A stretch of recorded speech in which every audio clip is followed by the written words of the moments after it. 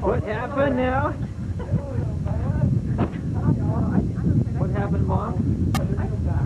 We passed the mechanic. It's not clear. Cleared it down. He braced it. I think I'm right. When I called in the back, Okay, Star Valley. In the ring. Zooming in on Draney Peak.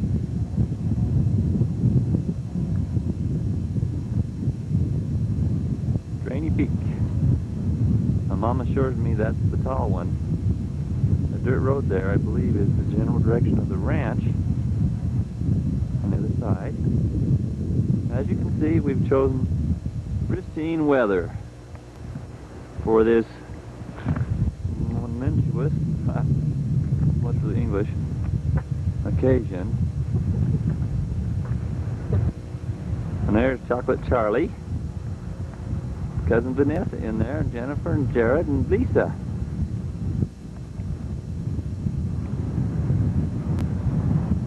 And this is Star Valley.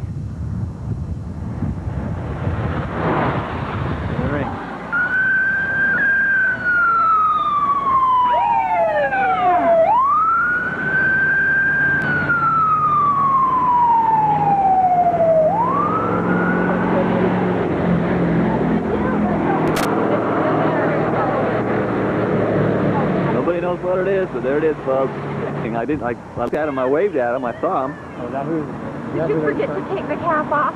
No, by the time I got the camera rolling. Oh, is that the governor one? Yeah, just drove by and waved to me, and I missed photographing him. Anyway, tell us about the star on the mountain, Dad. Oh, there it is, right there. All right, that star's been there for as long as we have, and they usually, in the spring, they'll go up and they'll paint the star and put the year there. That should be an 89 on there now. Of course, we didn't have competition like we did in Pocatello, fighting over things to paint and go repainting it like Rock Pocatello. But that was our... Did you whitewash it ever? Did they just let the seniors do it, or? Use the seniors. I think how they can go as much as they want to with it. And that was the governor home. Here's some relatives of sorts.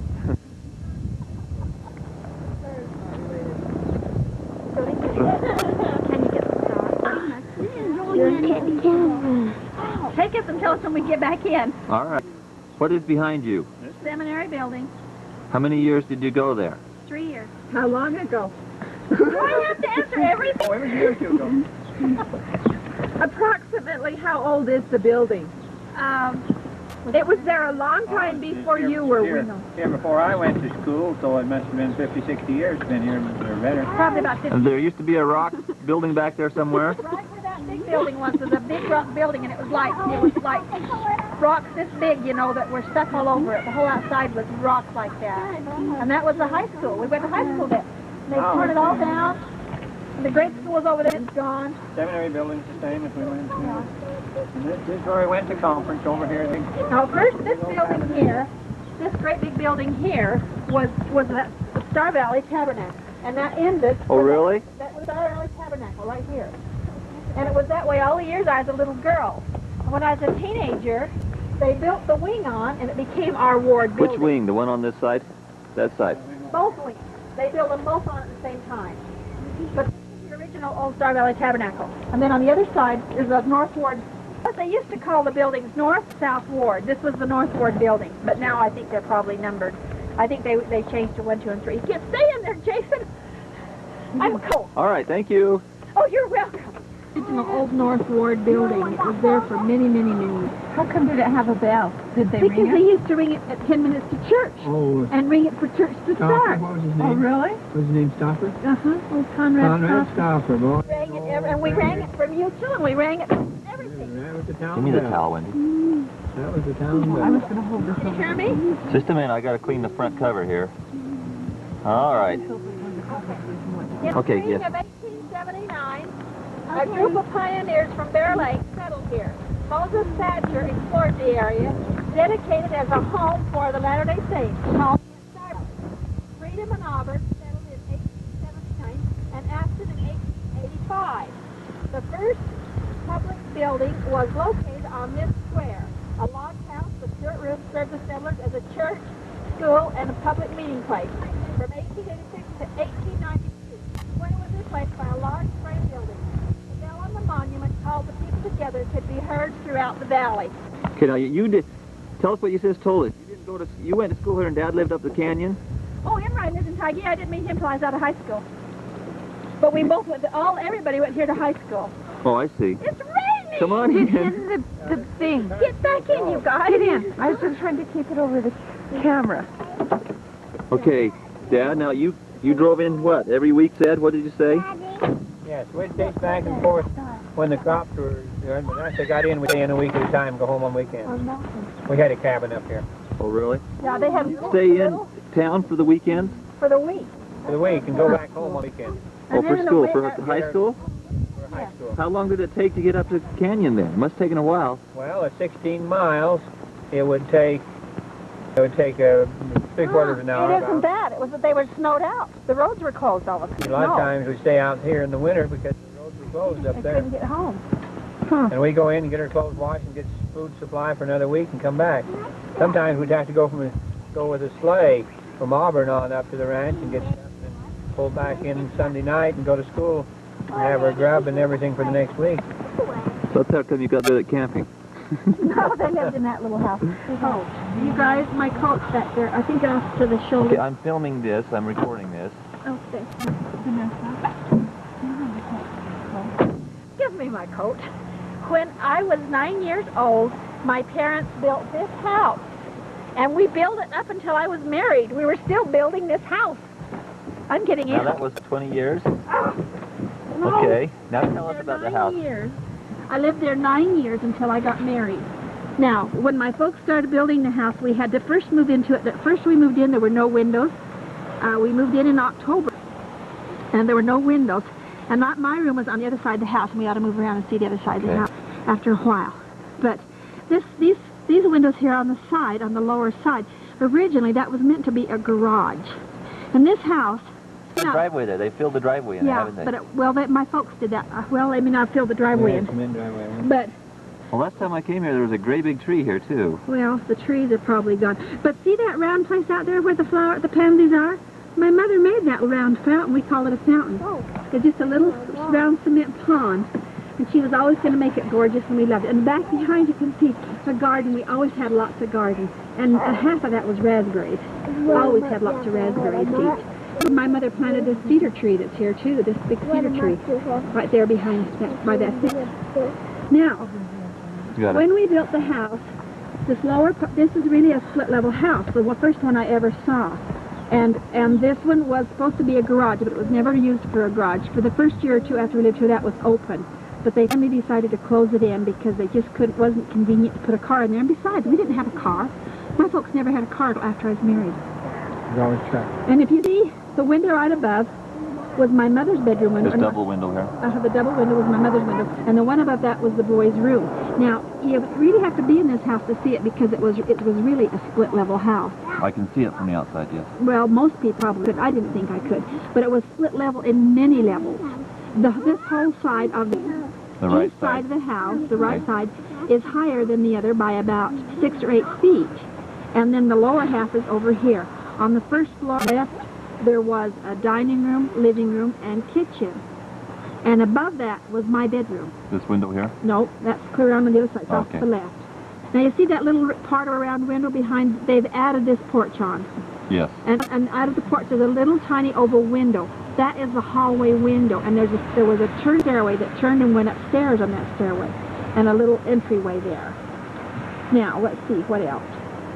Before my folks moved out, they were actually using 9 bedrooms in that house because it was that many rooms. A little tiny window on the left, my mother intended originally for a sewing room, but it never did get used for that. And when Mariella was a teenager, she went in and made it her own little private bedroom. And on the back, there is a dormer window with a round curve. Can we go back there? I don't know how we get back unless we just went through their yard. We'll go through their yard. Well, if it wasn't, it's just pouring out there. And maybe Daddy can pull forward a little bit and I can show a little bit more. Okay, now behind, my father was always building, and behind we had a big chicken coop, and my mother kept chickens. years and years and years. And we used to sell fryers, and I cleaned chickens, girls and boys, and sold them. And we also had eggs. For years we had the chicken money and the egg money, and we had a chicken coop back there, and we had a barn, which looks like it's gone now. And we had there was a little pen we kept a cow in. So we all had a cow, and we had the chicken. Oh, you want to come? Okay, you want to go forward, Imri?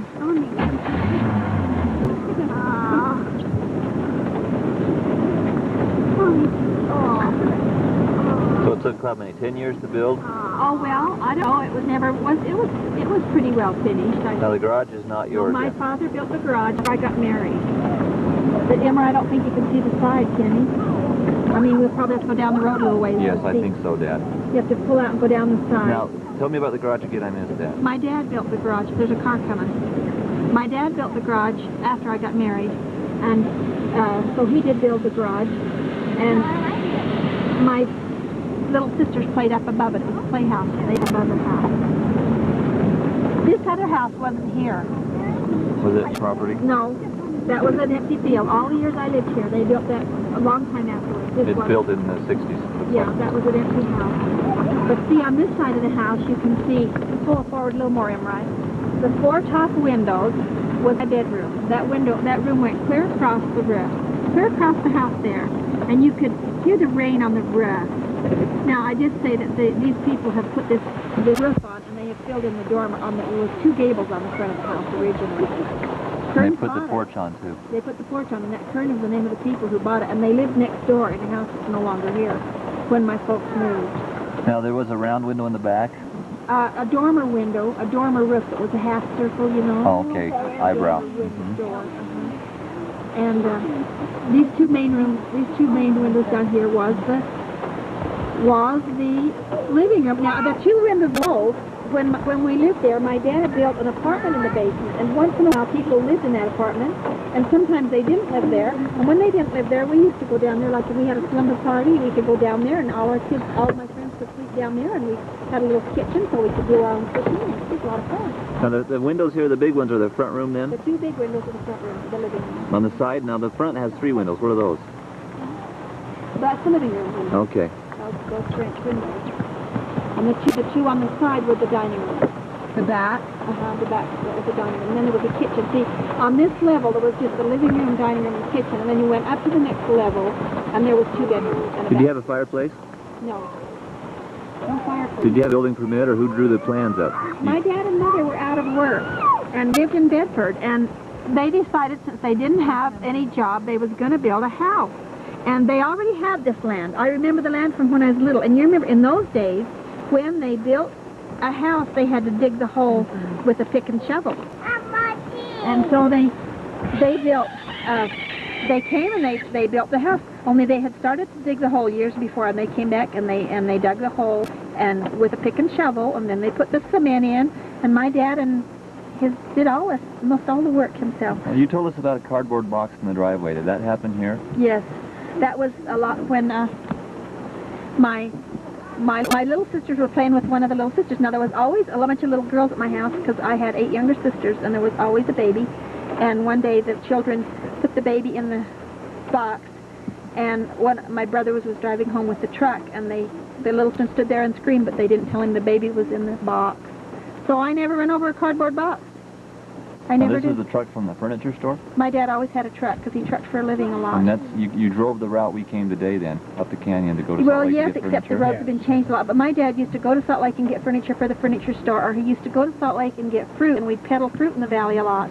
And originally, and I don't really like to camera that close on my face. And he took, when he went out, he'd come up when we had cattle or pigs or something. He'd often come up, load up a load of pigs and take them out to auction, and then come back to help pay both ways. He came up there a lot at all night. kinds of stuff. And he'd haul almost anything.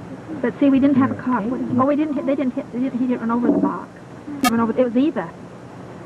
He didn't run The baby over was the Eva, box. huh? The baby was Eva. He didn't run over the box, but he didn't know. He was just a Where teenager. were your stores located? Did you walk to the stores or anything? Oh yeah, I always walked the store. It was only 4 blocks. Straight down this street here? Oh no, I can show you more. I don't know, that But- building is still there, is it? Is my grandmother's house gone? By those trees? I was going to show you my grandmother's house, and it's gone. I wonder if it is gone. Over by those pine trees. We better go see. Okay, I'm going to turn off the camera and we'll move. Okay, I can't tell you a great deal about this house, except that when I was a teenager, I hired out to the lady who owned it and helped her clean her house. And I remember scrubbing her carpet with a brush. She brought brushes, and we scrubbed that carpet on our hands and knees about every 2 months with a brush. And also, she had an electric mixer to mix a cake with. And you know what? She just stick the electric beaters in and beat the cake up. I'd never seen it. Well, you worked as a waitress, too. Was this after? Oh, yeah. This was just for a while. Now, this is where your folks live. No, I don't know when they lived here. Is this where they lived when you were born? This is the house where they lived when I was born, and I was born in the house because my mother did not go to the hospital except for 2 of her children. And that was Donna. So you were born in this house? Yes, Did I I follow was it? born in this house. And my folks probably owned it at the time. I don't know. I keep wondering if it's the house I lived in when my finger was cut off, but I'm not sure. Because I got my finger shut in the door and it got cut off. But It doesn't look like that old of a house, really. Built in the 20s, it looks like. well, yeah, I don't know when. I don't know the details. My mother could probably. It's a craftsman. We ought to go to your mom and show her this video and take a video of her looking at this She video. could tell you, probably. We ought to do that. That'd be fun. Lisa, honey, doggone it, you'll have to move. Okay, now if you want to go around the corner, we'll try to talk to my. I want to get a picture of this blue house. You say that's moved on. I've never seen it before, and it also looks like it's condemned. Lisa, Oh, they're rehabbing it. house, and we'll have to drive up closer. But Hey, go ahead and drive closer while I'm panning. when I was a teenager, or when I was 9 years old, we came over. My folks come over to build the house across the road. This was where my mother's parents lived at that time, where they had settled, and my grandpa had built this house, and I thought it was one of the most beautiful houses. This is your mother, This grandmother was my Cook. grandmother, and it's Carl and Ella Cook. Ella Carl Cook. And Carl Cook. I think he was just Carl. But he did everything, and he built this house. And you see the chimney on the end? Now that's what the high school looked like. The high school Okay. was just like that. Streamstone. But this house has changed so much. The brick was not on the front. The brown was not on the front. And it was just a little stucco house, fairly small. It had 2 bedrooms upstairs. And I believe the garage was on the other side. I'm not right sure about that garage because it seems like that the house was small. Garage is different construction, yes. And so what they had on the other side was a drive-in garage. But this, you went in the front door, and there was sort of like a little window, and that showed a little kitchen, and behind the kitchen there was a little dining room, and then there was a living room. And then upstairs there was 2 bedrooms. And then over the garage was a balcony, which we thought was just fascinating because you could go up there and sit on Yes, the it looks like they probably have finished that garage in still Yeah, no I less. think so. But my grandmother was a wonderful craftsman, and she made all kinds of things. And one of the things she made was a stairway rail that went upstairs. It was a curved stairway, the stairway started wide and then curved. It was just a short stairway. But she made a railing out of some kind of substance, but it looked a lot like the wrought iron you have now, except it was all made out of a dough of some kind, and she made a railing for it. And she made things like lace curtains and many, many, many quilts. She originally started to make a quilt for every grandchild, and I think she gave up before she got halfway through. I remember her. I met her. She did fabulous handwork, and oh yes, my grandmother Cook and her mother, grandmother Carl, and my mother's sister Laura Cook Barrett all made their living at one time or another making dresses for people and sewing for people. And they did fabulous wedding dresses. That was part of our heritage. Because I remember my grandmother doing that as a little girl. And my grandpa was a wonderful gardener. I remember going to see him when he lived in Provo when I was a very little girl. And carrots he pulled out of the garden were so good. And I can't remember too much more about this house, except I always thought it was a beautiful... But the tabernacle was always there then, during your life. Yes, As long as I remember. Probably built in the 1890s. somewhere there, early 1900s. It's probably got information on it somewhere. Now, if you want to turn that off... In front of the hospital that Jody was born in.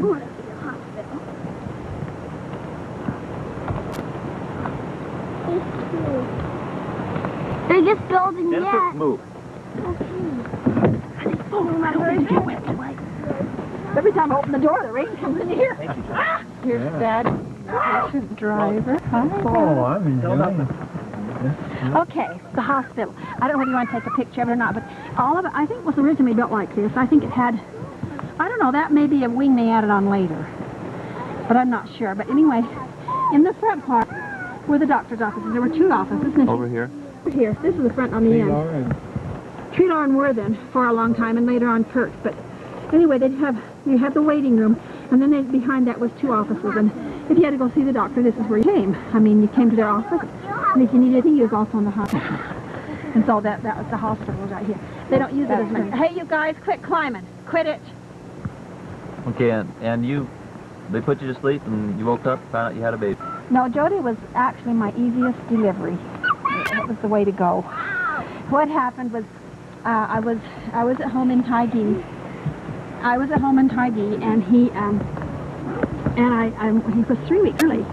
But I just had a sort of uncomfortable day all day, and finally I decided it was time to come. So we got in the car and came over. Now it's a 15-mile drive, and first I said, I'll just go to my mother's house, which was just around the corner. So I walked in the house, and I said, I'm going, and I walked right out again, so they can't stay.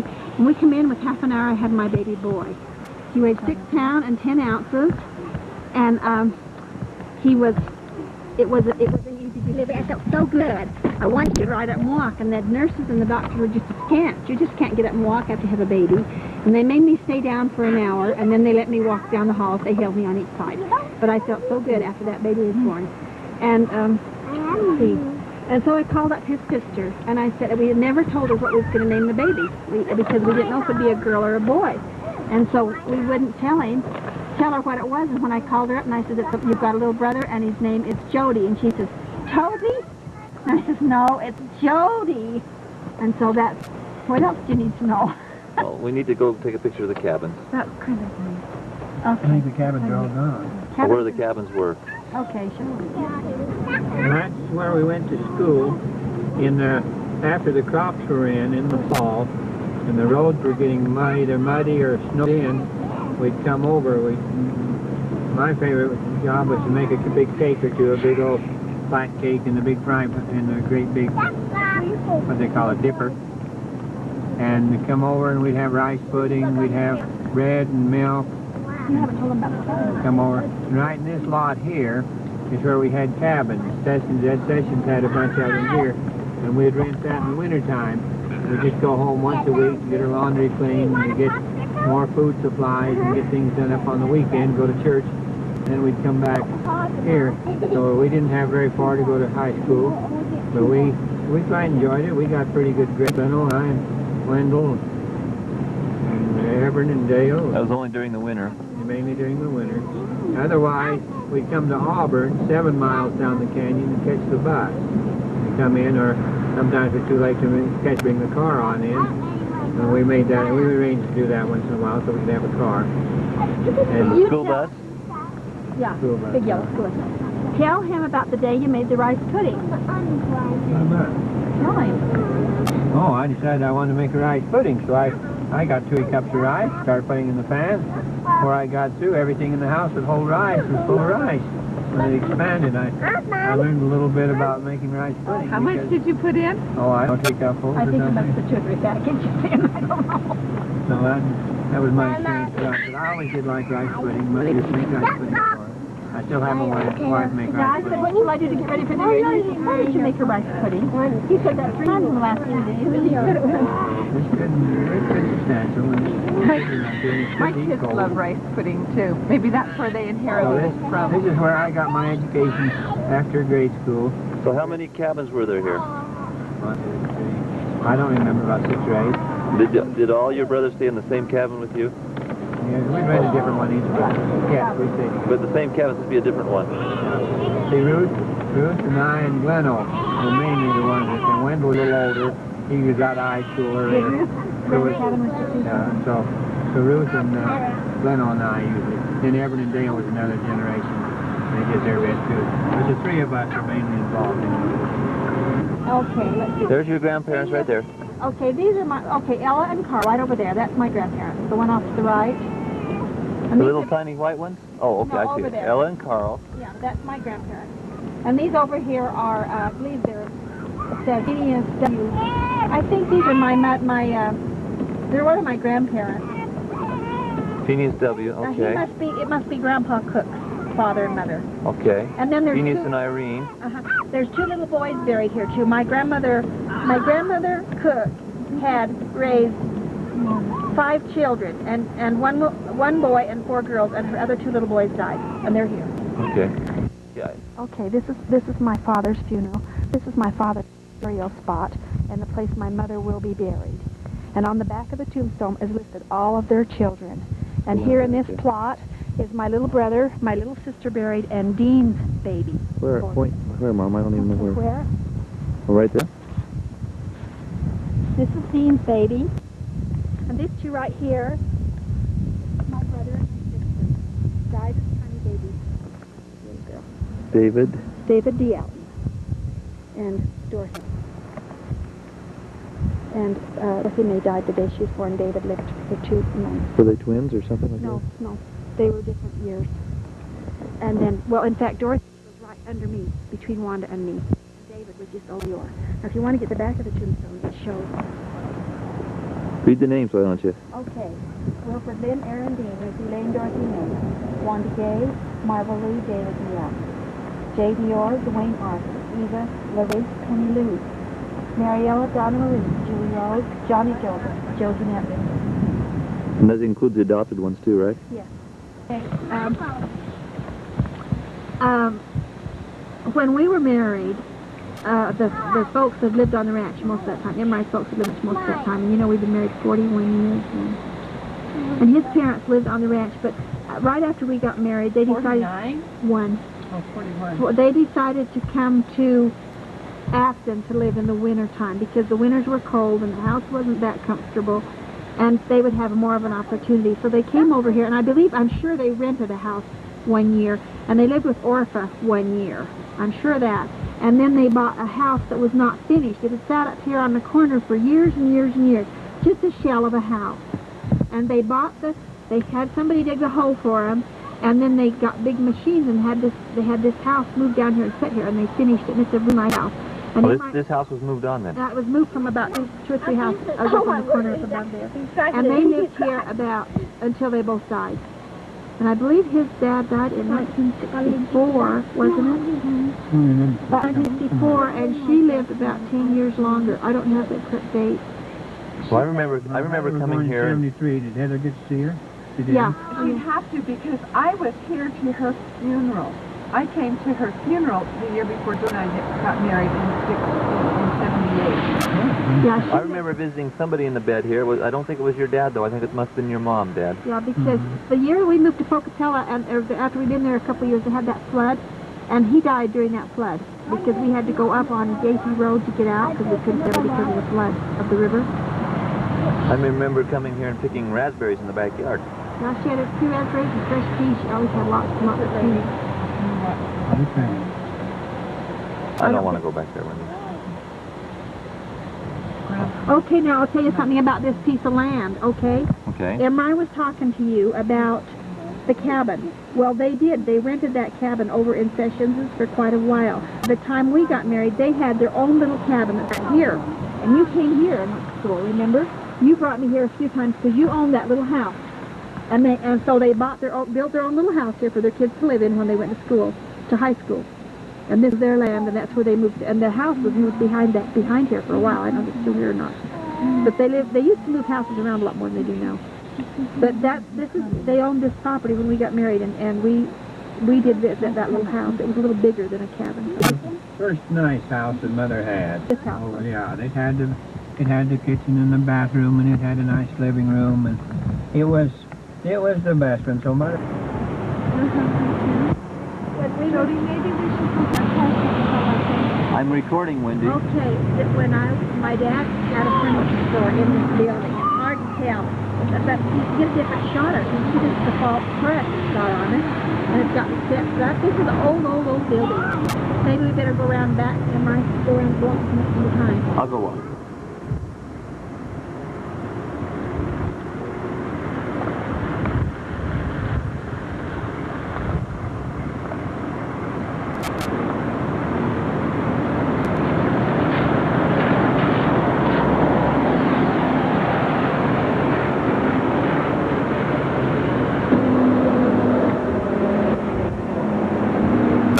again? When I was out of high school, I went to work at the Valley Hotel as a waitress in the cafe.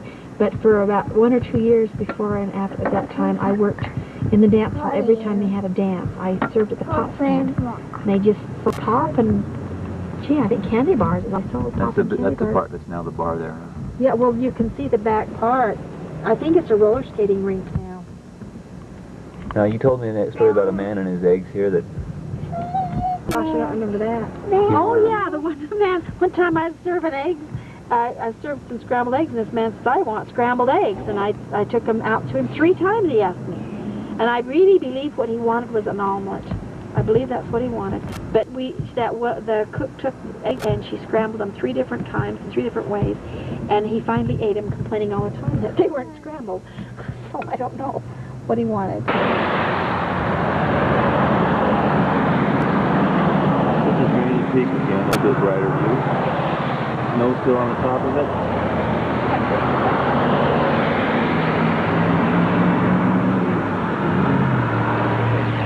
We're on daylight saving time, so it's really 4:03. When I was a little girl, my father owned a furniture store in Afton.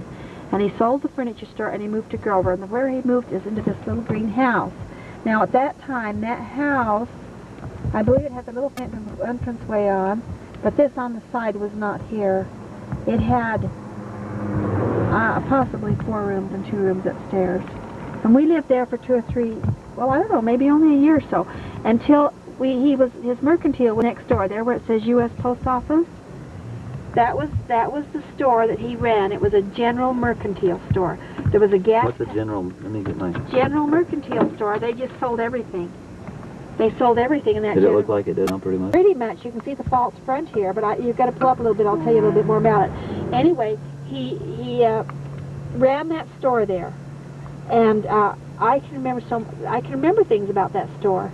Jason, don't pull on that. I was quite, but there was a old gas pump in front that you pumped up gas with your, you didn't know what it was. Okay, if you see the old-fashioned pump, when people come to get gas, you'd pump back, you'd pull the handle back and forth, pull the gas up in the tank, and then you could put it into your car. But it all had a hitching post out in front because a lot of people came with wagons. And the road in front was gravel. It was a gravel road. And my dad built the house on the back of the store. And we lived there for 2 or 3 years. And the back part of the store was the house my father built.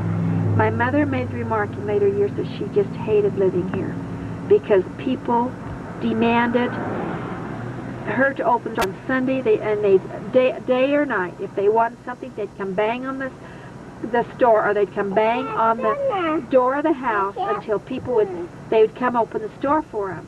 And I remember my mother sitting on steps of the porch doing her ironing with an old gas iron. They had to light a fire right inside of the iron in order to get it hot enough to iron the clothes. And I remember trying so hard to get water down the ditch for the garden in the back. We'd walk clear up. This ditch here? Just a little teeny tiny irrigation ditch. We only had 1 day a week or so we could get water. We had to walk clear up the irrigation ditch and coax the water down with a hoe and try to get water to our garden. And I remember a house in back where they kept ice.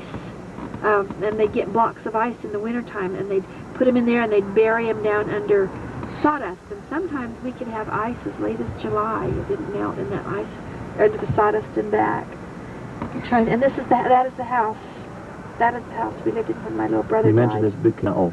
Brother died while you were... My brother died. David B. Alton was born when we lived in that house, in the back of that house. And the school was right across the road. There's a vacant field there now, but there was a little blue schoolhouse. It was right there where those trees are. We're driving through here and go straight over this way? No, not straight. Yeah, up there where that trailer house is, more or less.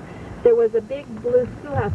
There were several of those schoolhouses in the valley, and it consisted of 4 large rooms and 2 lawyers. And I went to school in this one, and I went to school in Bedford, and they were the same style exactly of houses. I remember driving by here one time and you saying, oh look, they tore down the school. Yeah, well, the school's gone now, but that's the place it was. There's a big canal on the side of this house, you mentioned that. Yeah, this canal here. We used to play in when I was a little girl. It looked like we thought it was a pretty neat place to play. And there was a swing in the tree out there. We swang in the tree a lot. And that's what I remember. It's been a long time ago. A long time ago. That's the add-on in the back my mom was talking about.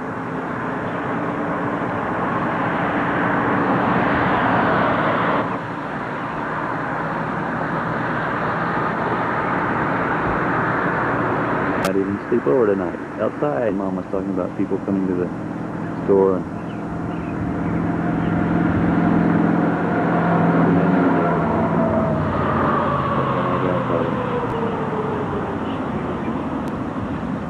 here's another shot of the what's on the road here. Oh, that's better. Okay. So you push the red button so it films. Was it film the trip to Auburn, okay? Well, I don't know what there is to see here. I was just trying to see if there's any. Do you have a green light in there then? No. Oh, it's green. It shows like green, but I don't see. When the light's green, you're actually filming A now. light? You should see a green light in the sit below the picture you see. Oh, wait a minute. I guess it's better if I. Yeah. One on your thumb. But the one on my thumb, I push it and I don't see a green light. It looks like a little green light. I don't see a little green color around it, but I don't see A little round green light in the middle on the bottom. That's burning.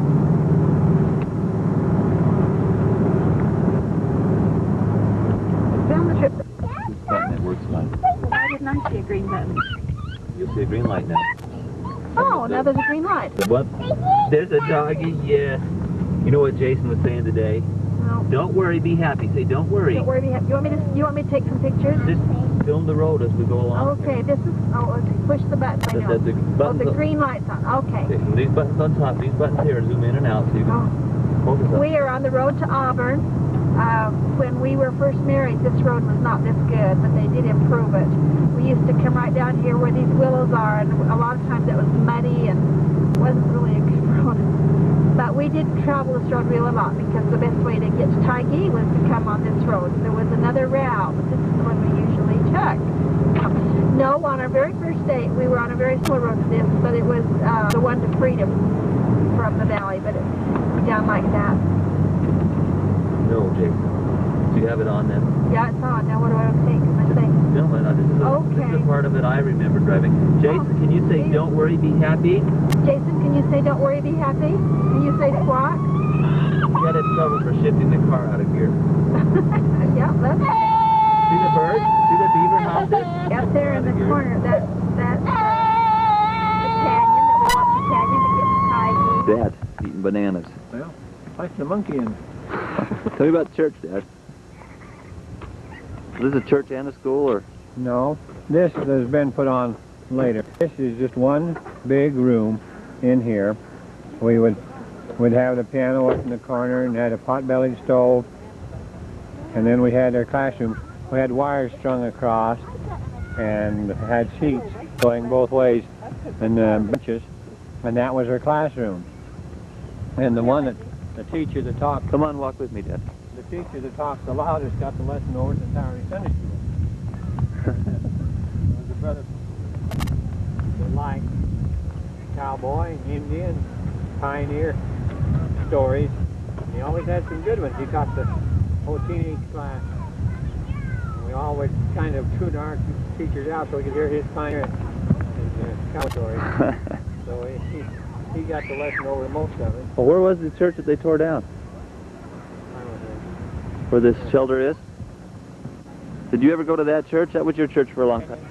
7 miles, Stevens Lake. There's a big dog on there.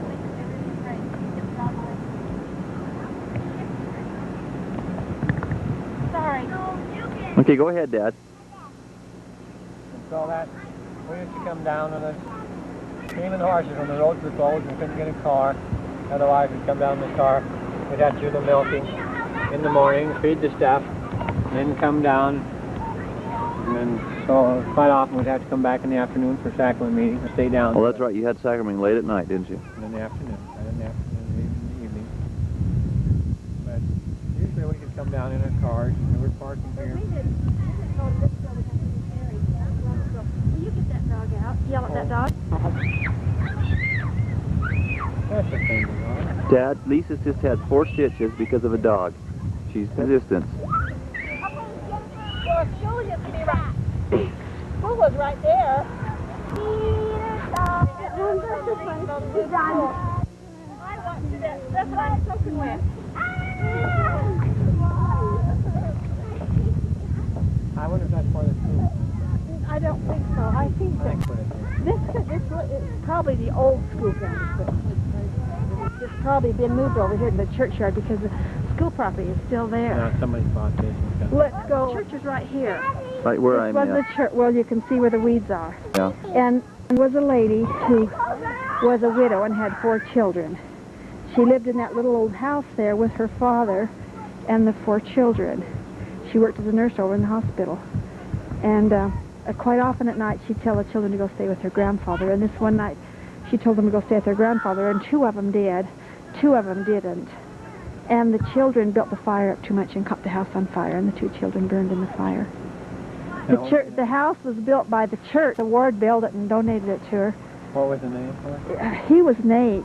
Nate Putnam. His name, Nate, but I don't know what her name was. You came down and played basketball in this church before they tore it down? I never was a basketball player. I had too much to do with chores and stuff. I never did very much. I'm going to go back to the car because I We don't used like to come down to Mutual. We used to come to Mutual part of the year. Well, you remember going to the wooden church that used to be here then? Oh, yeah. Well, we had an old wooden building here, and then they built the church onto the old wooden building, and that was the church, and I think it was sturdy. This is awfully wet. Now, Dad, this is the canyon you came down. You started to talk about this? And that ridge there is the state line. So we lived in Idaho. There's the state line up there, and we're up further to the south. So that's Stump Creek, and it goes up into Tygee Valley. And we go on from our place up to Smoky, and there's a road over Smoky up to Soda Springs. We used to take quite a lot to go over there.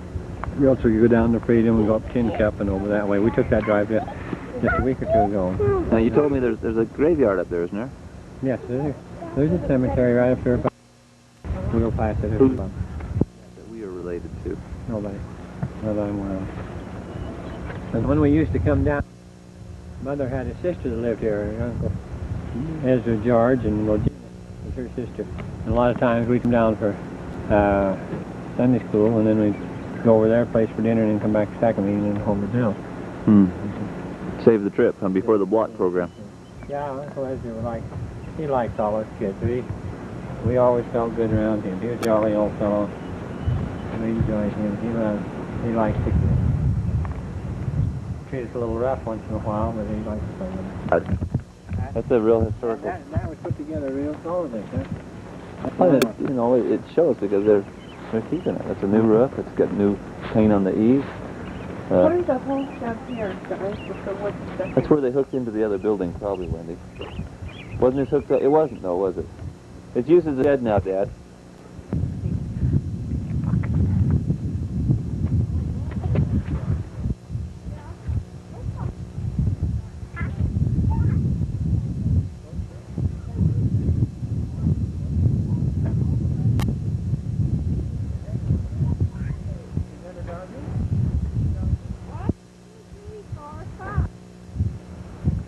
And the other story, we tune the others out, and this is up, by the town, where you have your class up there. They teach quite a while. Remember Algara Foreman? She used to be in our class. She used to paint out quite a bit. We never could hardly ever get to the Sunday school class without her painting.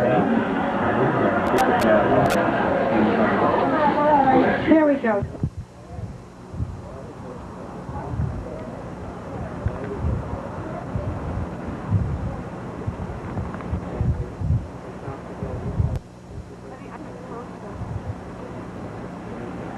I'll get it. Mom wanted a picture of the mountains. Could you maybe open the door so we have got Just a minute, honey. I'm doing the panorama, if you don't mind. Jennifer?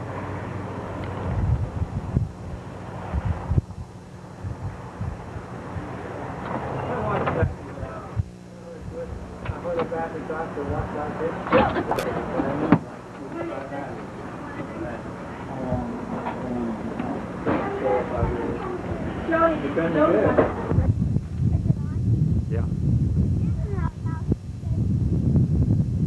How is it?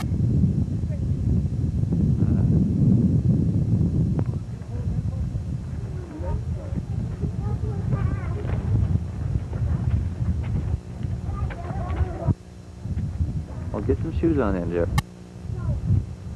Well, I don't know what to tell you, buddy.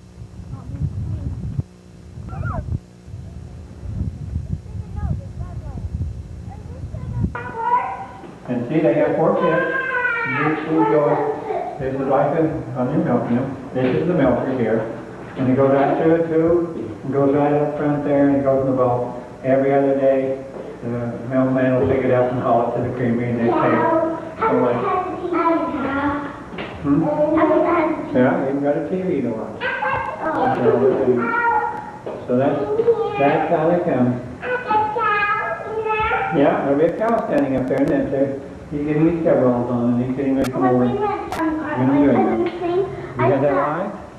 Go with my babies for a second. Yeah. Yes. Are they going to take him in, Daddy? Now, Dad, tell me this again. He's got to stop. You've got to. He's not here. Dad, see him. Oh, Grandpa, he wants you to tell him about. You built this for. You took an old log cabin, converted it to He this. bought a house, the old Sessions house, and made it put these six stalls on each side. So he bought the house, put in the cement work. He called the contractor and asked him what they could do for the 6 stalls, and they told him it would be $42,000 to do it. And he did his own cement work and stuff, and saved now they got it all paid for, and you don't owe the $42,000. And back on the back, they just need fixes in the roof or in the range, a holding area back here. The cows come right in. He's got a grain up above, right? You have the grain up above. The grain poured up there. Not to be intended for the cows. Oh, I imagine I imagine in the early 1900s.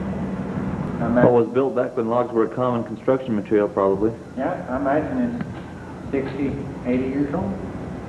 It was put together well.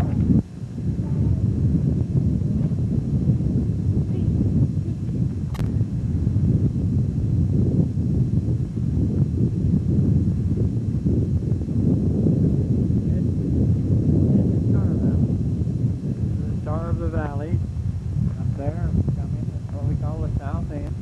That's smooth.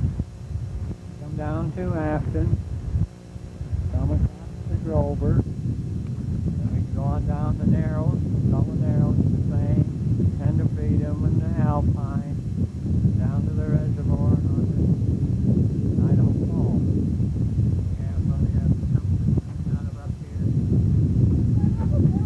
Runs down through the town here. This is our pride and joy of Star Valley, where we spend a lot of time there. And most people, when they hear of Star Valley, they've heard of it. I mean, Star Valley, most people have heard of it. They know what it is. But it's nice. It's for rugged individuals who like rugged winters. In the summer.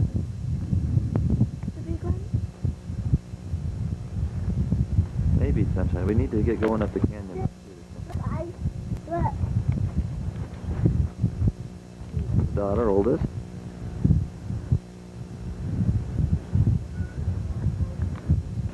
Hey, turn around. I'm getting out of here. We don't know if it can spray us. Vanessa! It's so huge. Come here. It's cute. Vanessa, where did Vanessa go? Come here, quick. We don't want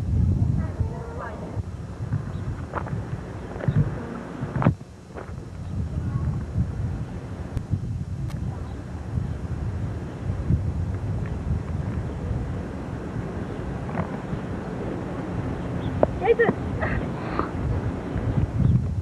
You used to pick those. Now tell us the story. Do I tell you here? Yeah, that's fine. Okay, this is where the Bedford School stood. This was where the Bedford School stood, and I dare say that old bell over there on that church, over by there, was the bell at the top of the school. I don't know. But I went to school here, and I'll tell you a story about it. In a while, when you get back from the park. But I went to school here, and it had a fence around the schoolyard, and then it had a stile, and you go over the stile to get into the schoolyard. Okay? Mm-hmm. I'll get surprised they built another church somewhere. Now you said something about that Bedford Mercantile was there. It was there, mercantile. It was Looks like the same building probably. Yeah, it could be. I don't know. It could be not. And that was a store that you said. There was a general store. They just had everything was one store, a post office and everything. That's all there was. Only what did they do that church over there?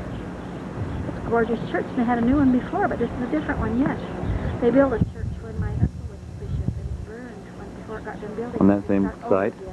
Same site, but that's a different church than what I've seen before. Up this canyon? Yeah, didn't go up that canyon very far. I just went. Now you're telling us about your grandparents again. They like these mountains because They settled here. They said that the mountains remind them of Switzerland, and they do. They're just gorgeous, so pretty. And the rocks. So farming was not easy. But I will take you up closer to where my grandparents homesteaded. Okay, now did you have a house here that you lived in? Not here. I'll just show you later. Okay. Lots of rain today. Hope you can see the rainbow. More over there at the end. I don't think it photographs though. When my father came to Bedford to farm, this is the house in, but it's changed. There's a fireplace up the side. We had no fireplace. The porch was not on the front of the house. It was just a square house. It had 2 rooms and a kitchen downstairs, and it had about 3 bedrooms upstairs. And while we lived in this house, my father put a bathroom in it. It was wonderful. We had a house with a bathroom in it, with a toilet inside, and running water. Why don't you drive slowly ahead, Dad, And so I in get a better view. in order to put running water in this, they had to have some kind of a pump that went down the hill there and pumped water up the hill, up to the attic, and then it came back down through the house. That was my bedroom window, the one on the right. 2 bedrooms. Oh, upstairs? Uh-huh. That's where I slept when I was about 3rd grade. But there was no porch on the house. My dad, after a while, built a little store over here in the corner, and he had dresses in his store. What store? Is it still there? It's gone. They moved it over to Thane. The building that he built is in Thane. But there was a little house here, and it was he had a little clothing store. He sold dresses, women's dresses. And that little wing, I'll drive a little forward. That little wing was not there. That's all been added on. There's really a lot. So the store that he built It's gone. It was right here in the corner. was not built attached to the house then? No, it was right here in the corner of the lot. The man that he worked for was affiliated with the Logan Knit in Logan, and he had him come up here and try to sell them. I still have one or two of those Logan Knit dresses around. Very fine quality of knit.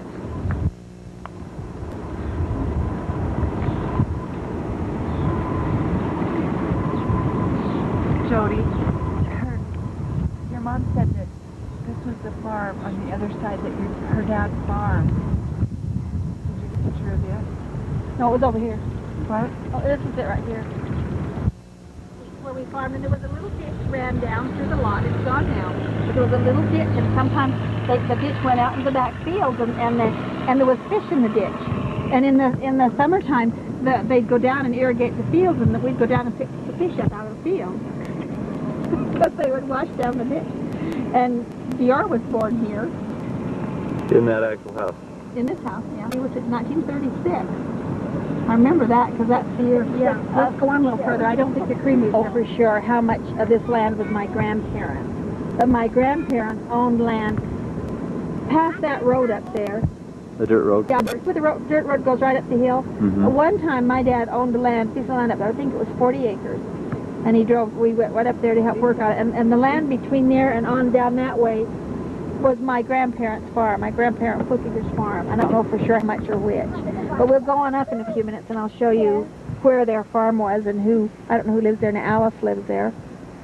And I don't know what this house out here is because I don't think that was the main road. It may have been the main road, but we'll go on up a little further. Well, talk about the kettle now. That house we just showed was had a creamery next to it, and you what? Okay, not very far from where that house was, like about a block or 2 down the road, there was an old creamery, and this was a dairy farm, and everybody took their milk into the creamery every day, and then it was made into cheese. They took it in rather than have it picked up, huh?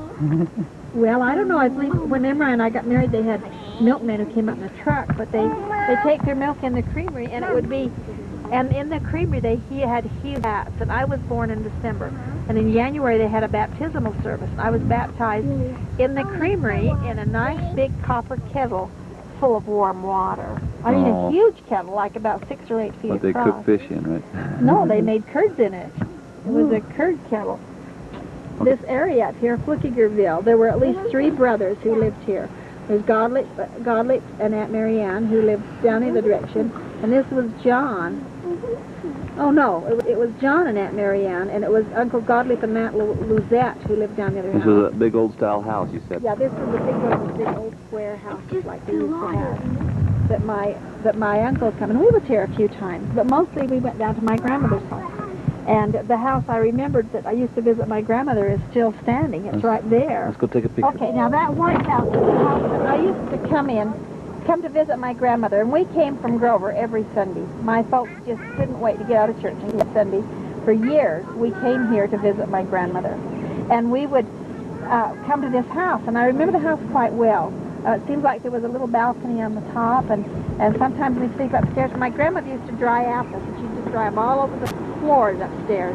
She raised lots and lots of crab apples. Now, this is Grandma Barbara Baumgartner Flukiger, and my grandpa was Jacob Andrew Flukiger, and Grandpa was killed in a car wreck when I was about 6 years And old. this is the one I remembered. Whose grandpa was that? Was that your dad, Dad? No, he was in a car. His dad was in a car wreck, too. But Killed in a car wreck or no, just injured? injured his hand. Was his hand? No, my father's father was in a car wreck way back in about 1960. I was about that old, and we lived in Grover, and he didn't die then, but he was sick for a long time, and he died, I believe. I don't remember the details. But I do Talking remember about the not night. having cars, but then he got killed in a car. So. They had cars. They were starting with cars. Anyway, the family would come here and meet on Sundays and, visit. And this is the house my grandmother lived in, and they called it the new house. And the old house was evidently the old one across the road that's all tumbled down. We can take that later. If you want to turn off now, we'll. That was that one up there? Uncle. That was my father's Uncle Godlick. And Aunt Lizette and Uncle Godlick had 4 sons, I believe, and they all died before they were grown up, except one. He was injured, and he was steadfast for years and years. The White House with the green eaves? Yeah, that's not the house, but it was that area. In fact, I don't know if the house is still there or not. Maybe it is, or could be added on, or whatever. But anyway, Aunt Lizette cared for this grown-up son of hers until he died, and she never was able to raise him after that. I remember a little tiny lady with a bent back that she bent right from the waist and could never stand up. That was my father's aunt. Beautiful country. Isn't it pretty? Gorgeous. You had an old car back here you played with? That was years ago, way back in the back. How old were you about? You said you lived here from 2nd to 4th grade or something? Well, see, this is when I still lived in Grover. Well, we'd come here a lot when I still lived in Oh, Grover. even when you didn't live here, you'd come here every Sunday or something? you Well, said. we did a lot when we was in Grover.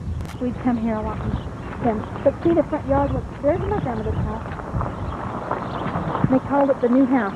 And you'd step in, and there was a little foyer, a little room with 4 doors, one on each side. And one would go in the kitchen, one went to the living room, I believe, and then the one that went outside. And let's see, she had a pantry down there, a pantry downstairs, a pantry off the kitchen that kept things cold. And they had a basement stairway. They'd go upstairs. It had an outside entrance on the other side. And of course, my grandmother always had a garden and raised things in her garden. There's an old house across the street that was somebody's. See that old tumble-down house? I think my dad lived in that when he was a little girl. My aunt lived when we got married. She lived there when I was a teenager, I should say. But my grandmother, I remember she had this whole yard was always full of apple trees, usually crab apple trees, and she raised anything she could. They raised Was lots crab of apple something you can eat? Yeah, but it's also something you could raise here because this is cold and it doesn't raise a lot of things.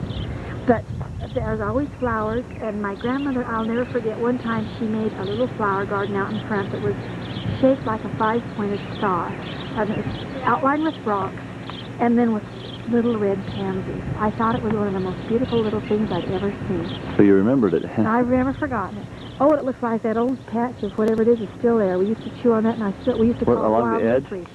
Way back there by the garage. I don't know where it is, but there was a stuff there that we used to chew on. I think it was a licorice plant, but I don't know for sure if that's what we used to call it. But my cousin lived here a few years ago. If she still does, her name was Alice. She married White. I believe she married a boy named White. So this is Flickigerville, huh? Heiner, it says now. This was up here. Walk down toward that old house again. My uncle built a great huge barn here. And It's still standing, or? No, it burned. The great fire one night. It was several years ago. This is Heiner. It was several years ago. I mean, since you moved away, or? Oh yeah, it was when I was still a teenager. He only had the house built about a year or two, and oh, in fact, hey Jody, this is right here. Can you turn around here right behind you? There's a hill. When my grandparents first lived here, they dug in that hill and built themselves a dugout, and they lived Which in a hill? dugout. Right here where there's a. Oh, down here? Right here under this hill. That's where they first lived, is in a dugout when they first lived. Under this hill right here behind this power I box. think so. I think that's where it was. They build a lot of. A dugout that they had. That's interesting. Now let's see what's the name on this mailbox. There's no name. One that says T-H-E-J. That's Heiner. Heiner. See Heiner, and then there's Bear, and this should be white. I think they're Heiner's fire. I think it's for elephant. Here's the garden. Is that where your grandmother had it? I think so. What a huge garden. Duck run, huh? Right. I wonder what kind of trees they got. Cottonwood. Do you think they were planted by your grandmother? This house over here that's fallen down No, there. that was the one I used to go visit my cousin in, and I think my dad lived in that when he was a young boy. You once said you thought he'd build it, but maybe No, I'm sorry. He lived in it when he was a young boy, and my aunt lived in it when we got married. She was in a house built too, but I'm not aware of what that is. this little one here. But this is where my Aunt Mary and Uncle Herman lived. And look behind it, there's a tumble-down shed. Shed or something. Outhouse? No, that was just... Well, that shed there. Look at this, yeah. But this old house, the one my dad lived in, I think, before they built the big one across the road, that became the new house. Had just 2 rooms downstairs and 2 upstairs. What year was this about? Oh, when I was 12 years old. And my aunt lived here, but see, my dad lived in it when he was a young boy. We had a car coming too. Dad and Mother wanted to get married, and both of their parents had somewhat objections. No, Jason. I believe my mother's parents objected because Aunt Leora was on a mission, and they didn't think that she should get married before Leora got home. And my father's parents felt like he just was, didn't have time or something, what the situation was. But anyway, my father borrowed his father's team and wagon, and he hauled gravel to build the Bedford School with for 2 weeks. And hauled gravel to earn enough money to go there. A horse and wagon, you say? Yeah, a wagon and 2 horses.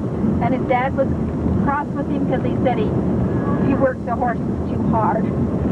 And so they both made money, enough money anyway, a little bit of money, and we went off to get married. Nobody went with them. They went by themselves to Salt Lake to get married.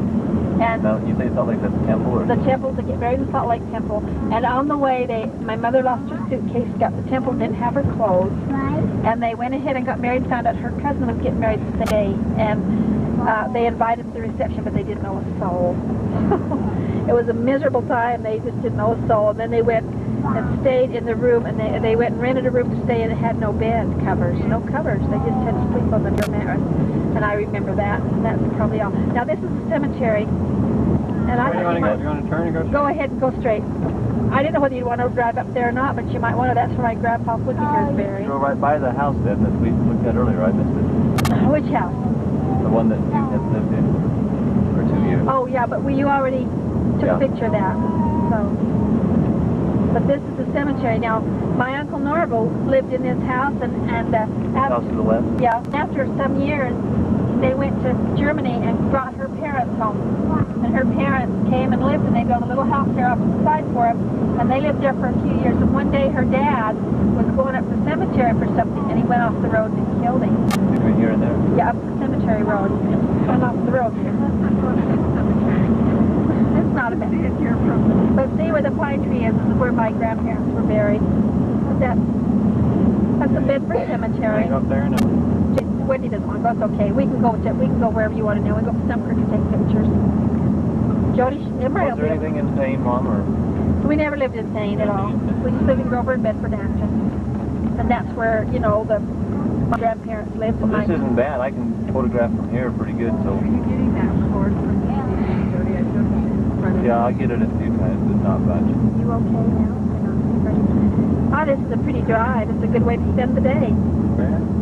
Well, now that it's sunny, Now that it's sunny. maybe we want to go take another picture of everything else. Well, you could even go back on a non-rainy day and put it together with the narration of this one, Yeah. if it doesn't come out. Well, I'm sure it'll be used.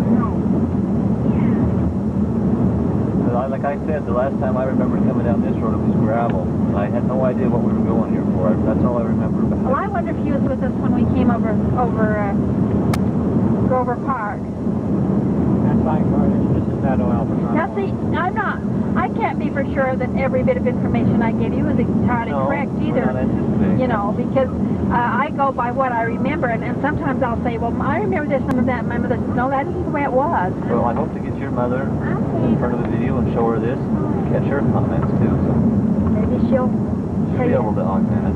My mother lived in Etna when she was a young girl. Her father lived in Etna, and he ran. Are you still recording? Yep. He was running for county clerk, and he won the position. And they moved from Etna to Kimmer in the wintertime at Christmas time. And they went by wagon. I don't think people had driven cars that early in the day. I don't have any idea where it is. Etna, oh, it's on down the road. It's next to Alpine, except it's like about 20 miles. Now tell us, there's three ways to get to Bedford. Yeah, there's this way, and then you go from Thane, or you can go from Turnerville over So how did Grover they get Park. it incorporated, and why was it called Bedford? Haven't any idea. Big enough to have a post office. I don't think I would find school. I don't know. I think Bedford is quite a common name for little town. Post office and school. Yeah. Seems pretty well qualified. But it was Bedford back when my grandparents lived there. So it must have always been Bedford. Tell us about the Freedom. You never lived in Freedom. No.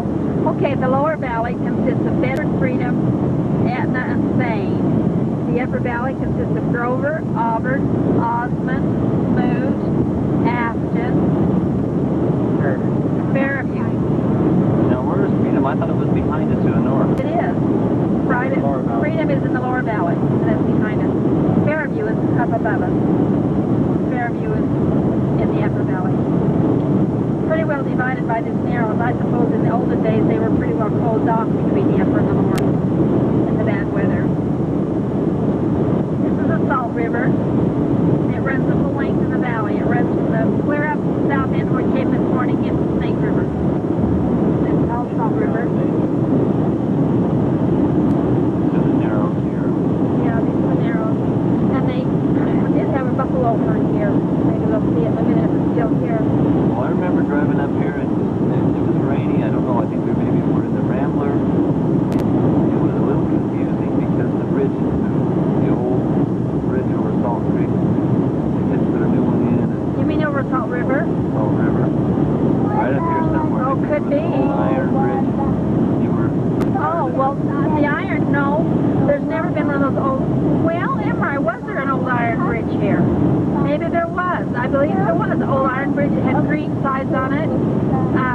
And they put a new bridge in with a bridge of cement with lower sides. Like, I remember driving up here in the rain. yeah, I believe they did have an old... I hadn't thought of it for Where we years. supposedly had buffalo at one time. Well, right here, they used to raise these. Never heard of buffalo out here, but they kept for that reason. Doesn't have or not, I don't know. Let's see, there are buffaloes out here. Right here is where they used to be. They're not there now. I don't know where they put them. They got a herd in Etna.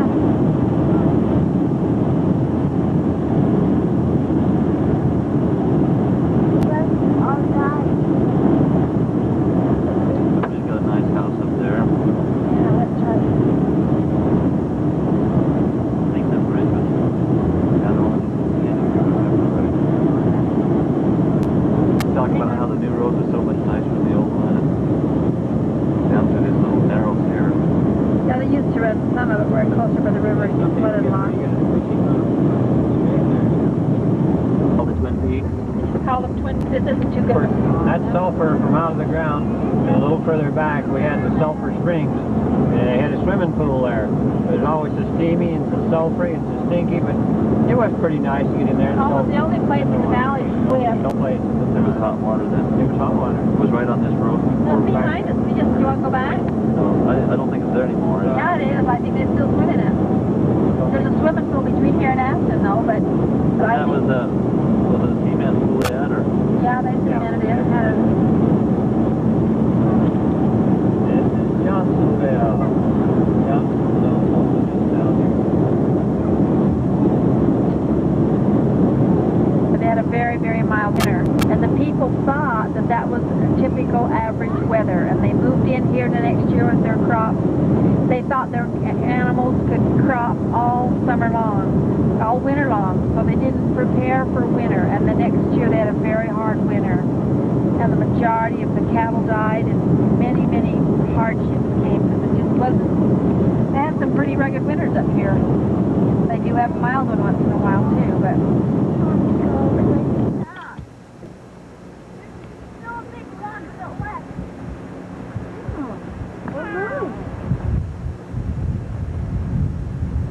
This is what, Stump Creek? What's the name of this place? we have one. When you give permission, I'll take him to it. Let's look at that log, Jared. Dad, we saw Grandpa with our own eyes. I know exactly where he is. Can I go there? Is that okay with Dad, Mom? What? Is that okay? It's fine. Okay, Jared can go. Do you want that other fishing pole? You stay right by Grandpa. Jared, you need the other fishing pole. Where is it? You want it? Try again, Jared. That looked better.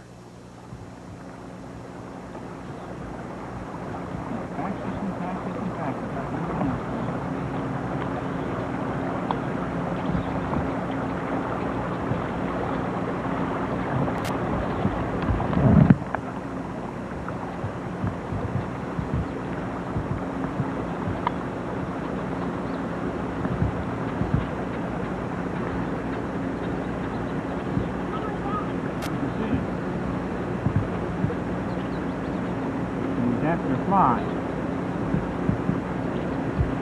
That was a fish that broke the water then. But a fish like that. Not a fish like that.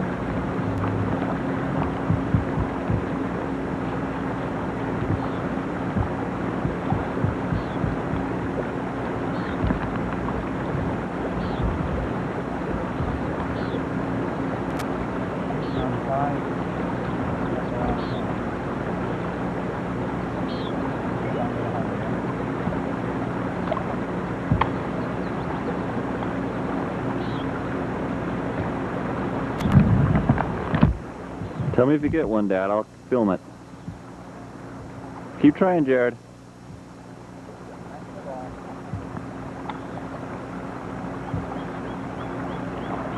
Good push. Good.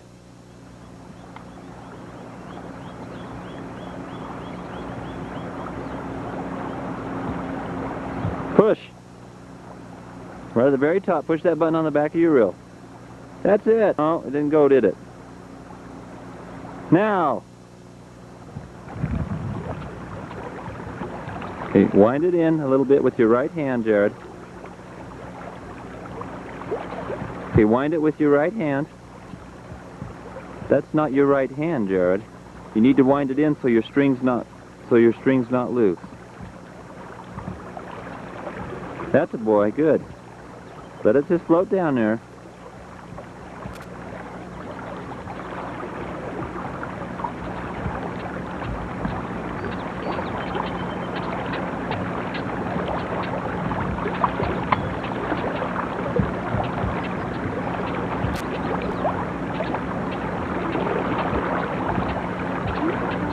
What do we have here, Jared? A fire. Jennifer, look at this.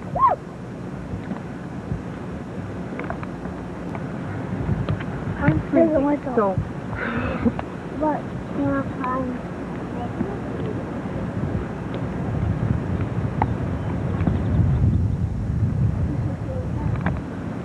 I got a black one trying to get this pretty sad. Want to now. Ow! Well, my lights quit blinking, Wendy. What does that mean? That means doesn't seem to be low on batteries now.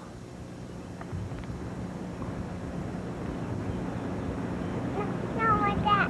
No, it's not. No, it's blinking. Not it. Please, no, honey. You've got your hot dog in the Sing a campfire song, guys. lost your hot dog here. Would you like Mommy to stick another one on your stick? Takes a long time to get those things through. They're so cold in the middle and burn on the outside. Oh my word. Mom, I know what's making those hot sounds. Hot dogs are exploding. What you got, Neil? Did you pick that up? Jared, you've always wanted a campfire, so smile. What is that? A campfire, of Mom, course. I've got Let's take yours then, Jody. Okay. Better than she's tired. Now, Smile, George kid. Wendell just built this back on recently. That wasn't on there. What's that? What's that? Jason's friendly with the dog.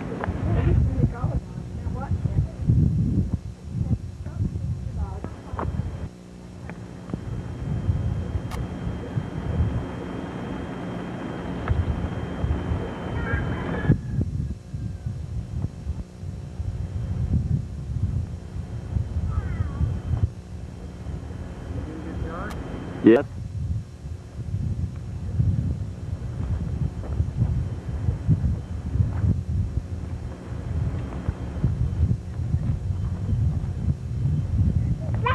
We're rolling.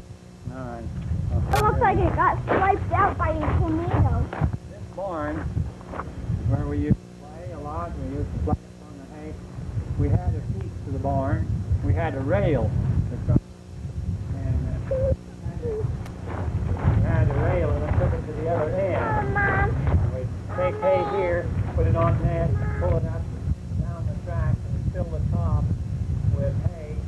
And then the silo at the other end, we used to put green hay in there.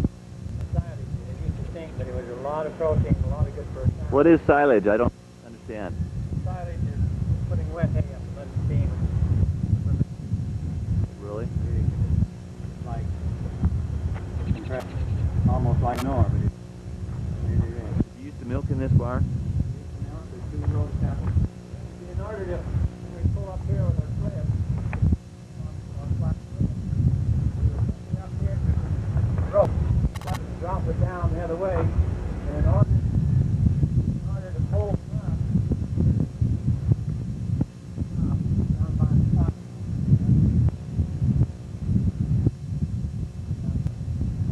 we got the steam, we go down the bottom of the hill, pull it up there, and then bring it back up, and we pull it back by hand. It had a chip rope on it. The hay was grown in that meadow down there? In the meadow and all the fields, all here to the forest. Dry farm, basically. Yeah, that's what we call the meadow, and that's our stream down here in the meadow. And that's John G. Miller that was at the time. What's all that over there? So, I remember fishing that creek a lot of times with you.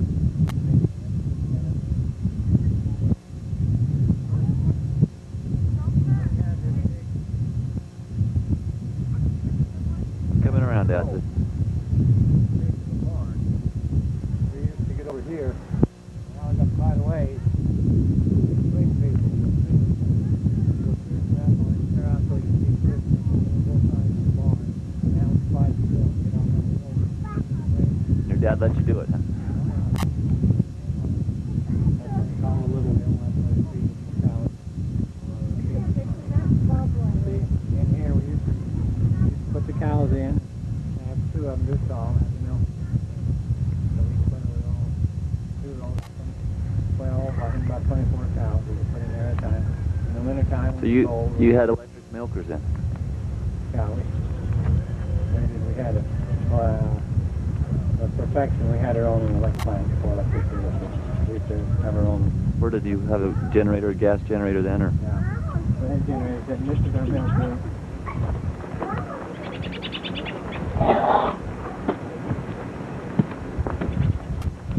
Lifted our milk in here. And then we bring it in and empty the pails in the strain it into 10-gallon cans. And then we take them down to that spring down below the house and cool them there till the next day for the milkman came and got it. This is a lean-to on here. We used it for lambing, we used it for pigs, we used it for horses. So this has been very versatile. We had our I remember cow- climbing. This is how we used to, when we come and I play in the used to. barn, we used to get up here, right? Yeah, we used to climb right up there and go over in the barn.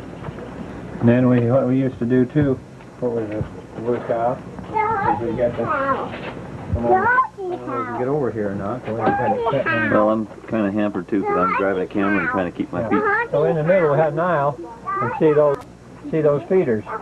We'd let hay down the chutes from the top of the barn and carry it along and put it into there so we could feed the cows and we could leave them in overnight. Milk them at night, milk them in the morning, then turn them out. And that way we used to put it through there. And we had quite a line of cows back and forth. And there was always a job cleaning the barn. That was You all. didn't have cement floor then, No, just the wood. so you didn't hose it down like they do now. No. In other words, they didn't fight it. Daddy, Yes. this is much smoother than Yeah. How old were you, Dad? All the time I was born. And I was about 6 or 7. I was helping feed cows. I was chopping wood and I was milking the cows. Hi, sweetie. Hi, little guy. Well, I'm going to photograph the window that was your bedroom window. You told us you could see the stars at night. I remember being up there and how thin the roof was. Daddy, We never leave, so. you know what, Daddy? We never had much trouble with things. What, That honey? must have been much younger. And all these buildings have been added since I last saw them. You got a modern milking parlor up there. Jack, was this barn new when you were young? No, it was fairly new, but it was beautiful. Oh my God. Around 1905. So it was in good shape, but it wasn't new.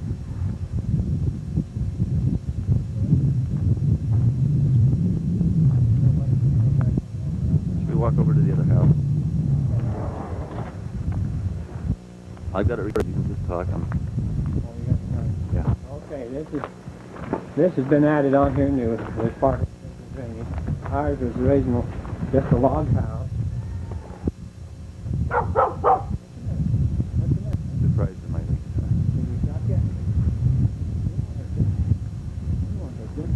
Now, this is still the well house that used to have a. Yeah, this is the living room window. There's the stairs window. That's where we got a lot of the colleagues. This is the now the well house or the spring house. Yeah. They don't have a pump on it. It's just still a artesian well. There's still water coming out down here. We used to have what we call the spring house down there. Down. We had Oh, that, yeah, I remember that, where the lumber we is. had a big area in the dugout so we could put about 10-gallon cans in it. That spring's been running steady ever since. Wow. I don't know if it's ever dried up. You used to talk about having to ride the telephone wires. They went over the mountain straight ahead here, over here. Yeah, I went over there and put over the mule string, and we used to have to go over and fix it. How come you never put a road up through there? It doesn't seem like it'd be.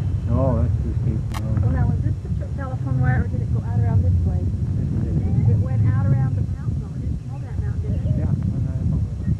Because we walked it a few times. I've always wanted to try it. One time here, they have to walk the telephone Got wire. that spring over there that we used in the cabin. Over there, that little piece of the shed is left. About a No, roof. on the, where they'll see that brown spot on this. No, that's where these posts are. Right about over there. How do you get over to Oh, the post's going down. Yeah. Mom, how do you get over there to the basic house? Yeah, I'm going to turn on the house here. Now, this is a log house originally. Yeah, they're covered You can't hear him, honey. This is the porch. This is the kitchen. That's the upstairs bedroom. This is the main bedroom is over there. That was always Mother's and Dad's The one on the bottom. in the room there. Yeah. So it hasn't always been a front room. Well, this has been the front room here, but there's Front room and kitchen, kind of like they do now. yeah. That's so pretty. Hello, Peach. And we used to have the toilet up here in the corner. Have to move it every so often. That was a good place to plant the rhubarb after we moved it. Now they got a trampoline. We're on. When my oldest brother got married, Lamont, we went up to what we call Hell Canyon in the wintertime, put those long poles, long logs, and drug them out by one end on a sleigh. And we built that. So Lamont and Berta, that was theirs. And he moved away in a few years to Wendell and Joyce. Got married before I did. And Wendell and Joyce lived in there. So Wendell and Joyce have been in there quite a few years. And when he was in that, then I got Jess Hurd to help me. And after we got married, we built that one, the shed over there, and this was built on at the end here. And then the first year we was married, we had a tent right down in here, and we lived there till October. Right in that area. Can we go in this house? Do you think it's still open? I think so. And that was a hay shed, but that's all been added since. And we used to have a trail over the trail. We could bring the cars over in the reason you here, there was a spring here. There's a spring below. So we can have water. And you added on to There's the... the wood shed we built. Take care of the wood. What's the wood shed there? Right there. We just put a winter's wood in there. And I don't have a shed come in. I got rid of their old 52 Chevys, too. You added this porch on as a... Porch out the little room. You see what we've done to it now. This is our home for quite a few years. We had, see, they've still got a range. This range that was heated as well as do our cooking with. There's a wood and coal range. Pretty nice range. These are the ones that ever lived here then? Yeah. Yeah, they call And it. all the cabinets, you've taken some of those home, haven't you? What? Cabinets. I think we've taken some of those, Now, which wallpaper did you put up? Both of them.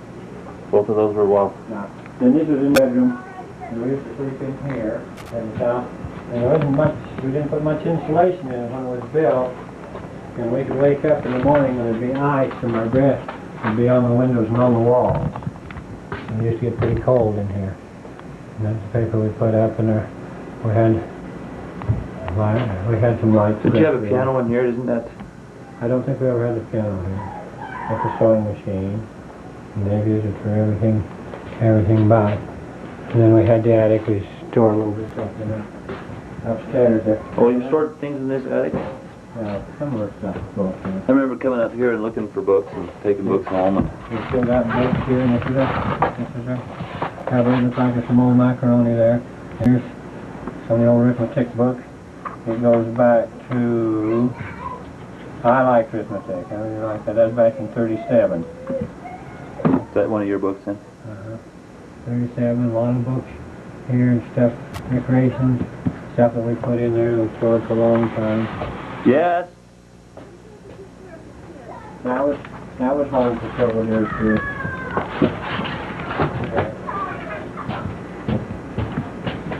So that's the kind of rugged living we live. Oh, I'm having a hot pot before you get their picture, dear.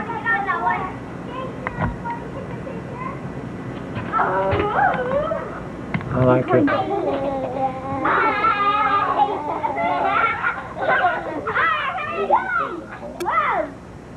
Be careful, Jared. That's not very good to climb on that. And that's the trick out there, Draney fishing down there. You call that south of this, and this is the homestead. Up there we call the desert claim up above the road. Dad had a desert claim. We can claim so much in the desert. And Why was it desert? Just because it was... unclaimed, unused. That was just the designation of land. So this is the homestead. Yes, I did, Jennifer. And way up there, up to the forest is desert claim. And there's Jess's old house. He was Dad's brother. He was a ranger. Oh, the one that's sticking up over there? Yeah, up there. Jess's old house. This was built since. I used to go fishing down through there. What's been built since? That shed out there we didn't have. Nothing here. Now, is there anything new? You went up the canyon one time and had a wolf. Had an experience with a wolf. Yeah, we had a wolf falling along behind the sleigh. And then another experience too that the folks still shudder a little when we went and got a bear one day and brought it down, dressed it out for a deer. And one day we had the pelt over here drying. One day we walked past the window there with the pelt, and Mother knew immediately that they had been eating bear. Oh, really? Yeah, they don't know that story. Well, you sure Could you tell who was in the van? They drove away before I got halfway there and then hit a canyon. So, only I don't have a key to the car, and I don't know whether you have the key. I don't know. It's the last time you left the key. That's about building a house. You just laid the rocks out on the ground and... Yeah. Okay, when we first, shall I talk about Sure. when we first moved up here, we lived in a tent. The tent was immediately in front of the house. Mm-hmm. We built a platform, and they call it shiplap, which is almost like a rustic, depending on what it is. We had a shiplap. We put it on the floor and a little, about 2 foot square, 2 foot high wall, and then put a 16 foot square army tent on it. And we lived in that from our marriage in June until October. And it just got too cold, and we had to move over in the other house. And his folks, in the meantime, moved to town, so we moved to the big house that one winter. And while we was doing that, we built this. We had a man come help with it. It looks like somebody knew carpentry there, yes. I see some finished work there. Oh, Jared, don't do that. See, the eaves here have been done by You're somebody. jumping off the haystack, Jody. You can break your leg. You better quit it. Look, it makes me angry. Though. They've broken the windows and they filled it full of garbage. It's just full of garbage. And it was a nice little house. We had it painted. We had it finished inside. No See, something I had never heard about before was you stored things up here in the attic. Oh yeah, I went in the attic all the time. Is there still some of your stuff in there, maybe, or? I thought I ought to go up and look. There's a ladder. We left in a hurry and we moved in December. Might have been That range few might be things in quite there. valuable someday in there, too. What? That range might be quite valuable someday. I doubt it, but you know they've got this window broken now. They never board them up. They just break them. That's how children break their arms. But it's just full of garbage. Oh, have you? Look, break all the windows out. Me angry. Oh, there's a baby bird. Here's a baby robin. Jared. Where's that right there? Now look, you get Jason down. He's going to think he can jump, Wendy. Don't jump. You get down from there. I remember coming up here and chewing on spearmint and finding robin eggs. Look, Jared. Here's a baby robin. It's learning to fly right here in the doorway. But do not jump down. You can break an arm. I remember finding robin eggs up here and chewing on a spearmint. And I don't know where the spearmint are came from. Welcome to that up here. Miss Imri had some by the creek. Don't get near it. See it? That's a baby robin. It's just big enough to get out of its nest and it's learning to fly. And there's a cat over there too. Where? Right on the door. Yeah, it's all spotted. When it gets older, it's probably a female. You went in the house, huh? we go in again, like you only Oh, tell us. I'm gonna go in. Oh, yeah, I don't know why they went in there. Jared, Jason's text. A wallpaper paper. I thought it was so pretty. You've done it twice. Yeah, we've done twice. And we had some cupboards and we put up there. We put cupboards there home in our house.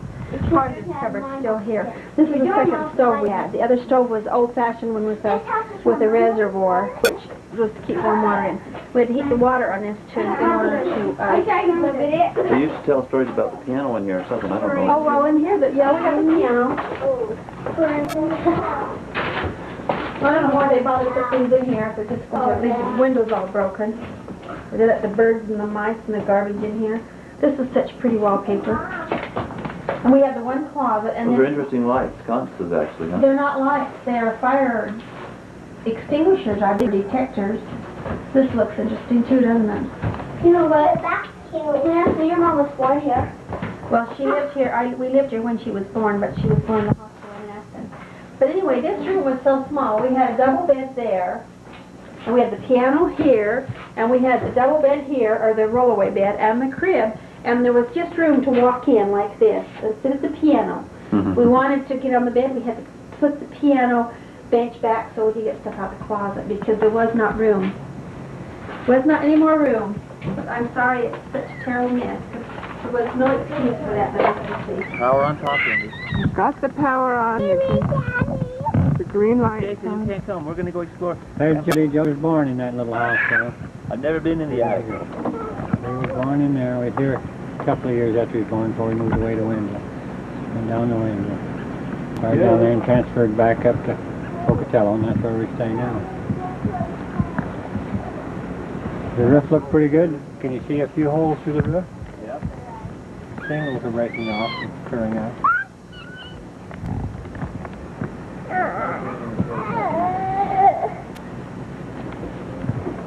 You're gonna try to get up there?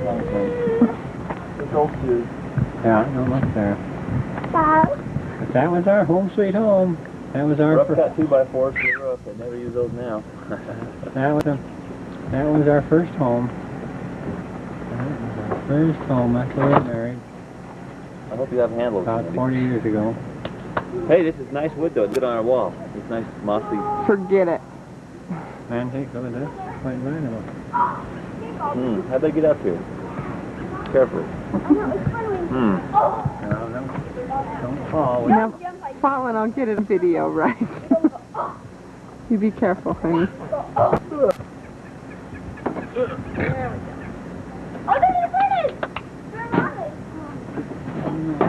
Able to link, feeble, able to angle lip, no. Able to leap. I knew I could say that. Did you get all that misfit on my wits? Able to leap single buildings in bounds. Boundless buildings in single bounds. Able to leap. How does that stupid saying go? Able to leap tall buildings in single bounds. Super Jody. Did you look at it? Yep. I wondered if it was a box of stuff up there. Is all I wanted. A box. I used to keep a box of Hi, Jason. What are you eating? There's a box up there that's full of shoes. Cardboard box, and it's much newer than that time period. Probably not mine. I'll tell you, I feel bad about this because there's no reason they could store stuff. I grabbed a couple books, Wendy. I think. I've got them under my arm. Hi, Jennifer. How do you like the ranch? Jennifer will read these books. Wendy, come get this mud dauber's nest. Jody, I can't walk and film at the same time.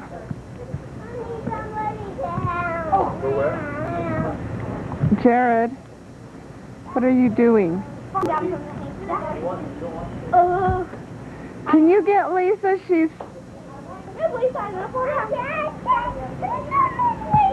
Bang, bang, bang!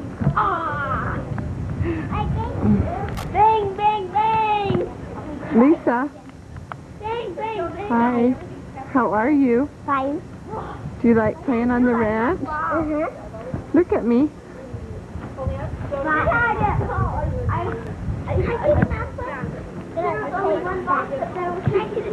Yeah, it's right under my arm. This one? Yeah, will you take both of them? This camera Can I look? heavy. Can I look? Can I see? Can I videotape? Jared, please don't grab anything. Oh, well. I think I'll go play. Oh. Jody, Jason has to go potty. Jason. Where do I go? I don't need the papa. Grandpa, wait for Jason, he says.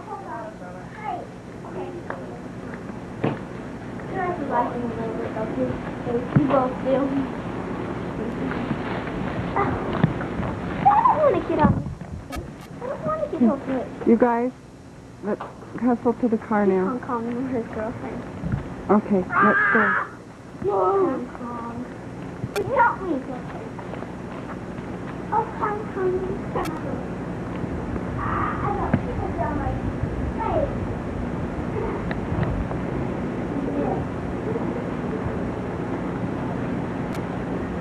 I don't want it. We're going to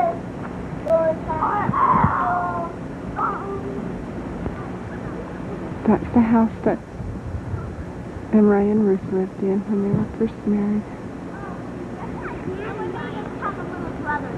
This is the ranch house.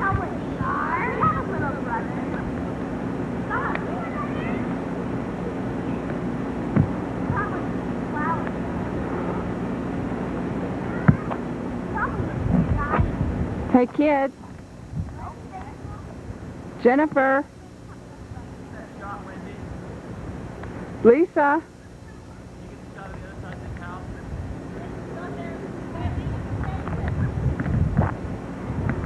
Jason, you get the shot over here.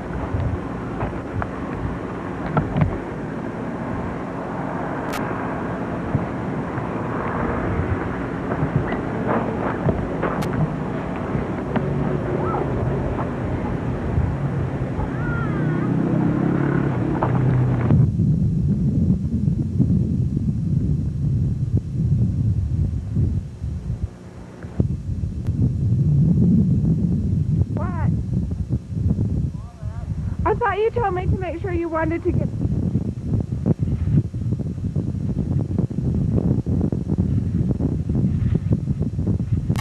Most of the time he went. What is that, Jared? Let's go! Whose school? Mine! My grade school days, this is where I went and got all my famous education. All 8 years, all in one room with all 8 grades. We had a little spring here. When we needed to wash your hands, there's a little pipe coming out of the mountain there. When you need to wash your hands or take a drink at recess or noon, I always had access to a little spring. Apparently now they have drilled down and fixed it up there somewhere. That place wasn't there when we were here. We had no electricity. It's right here. What's there? Here's the spring. Did you go to this school, Mom? Oh, sure. But we don't know whether, see, they've been digging above. We don't know whether the water's good anymore. It was good last year. Apparently they've tapped into this, so they're Yeah, still this tapped doesn't in. look like it. Anyway. You got a skunk under the school one year or something. Yeah, we had a skunk under there, and we had to get out, and we had to drag it over there to the creek and drown it, and it was a messy thing. Oh, did you get sprayed then? Didn't you get sprayed once? Had to sleep in a tree house or something? My dad did when they did it. I had the impression that We had a woodpecker that wanted to see what... Yeah, he flew out when we walked over. I jumped about 10 feet. Now, when I went to school here, we just had the log. We had just a little porch on here. We've got pictures showing us that picture. And that little old schoolhouse, all 8th grade, we used to have one teacher, a big blackboard, and the cupboards there. Down here, see if I can show it here. This has been added since I was here. But right down here, we had a woodshed, quite a big wood frame woodshed, so we could store wood. We had a pot-bellied stove. Each family would take a week at a time. I think they paid us $15 to come down early and get the frost out of the building and get it warmed up ready for school. And to the back of the woodshed, we had the girls' toilet and the boys' toilet. We used to have snowball fights, rubber gun fights, and that all around here. And the Mormons against the non-Mormons. Usually at recess or noon, the non-Mormons would take off, the Mormons would get another place, and we'd have some battle royals there. Then we had over here, we had a playground over here. We used to play, pom, pull away, blindman, bluff, just a lot of... How many kids? A lot of games. They'd run from about 8 to 16, according to the family. How many non-Mormons? Evenly split? Pretty well. Was there any animosity there, or was it No, just... more friendly rivalry than animosity. So we had the woodshed and the 2 toilets down there, and this is where they have we could get out for noon, we could get our water, and we could have our lunches. You bring your lunch? Yeah, we brought lunches. And did you have school in winter? Yes, all went along. And when we had Batsy, past that metal roof up there, you can see where those feeders are up on top of the hill. That's just this side of the place. We used to have to walk that mile and 3/10. Came rain or come shine. We used to come down with that, and sometimes we'd have to ride. So there were that many kids in this valley at that time. That's interesting. There's not now. No, see, we had Millers, we had Draneys, we had two family Petersons. There was John Peterson and Lee Peterson, and there was Richardson down over here, and then Ray Peterson, John Peterson. About 6 or 7. So you had spelling bees here? Yeah. I always liked Friday afternoon, before we go home on Friday afternoon. They'd line us up around the building, and you go first grade spelling words, you go through the 2nd grade, 3rd grade, until everybody was spelled out. I had a lot of fun. Usually I could be the last one being spelled down, and I guess I've liked spelling ever since. We used to have those. We used to play games inside there when it was bad outside. We could play a few games at the desk and running around the aisles. And that makes the teacher a while.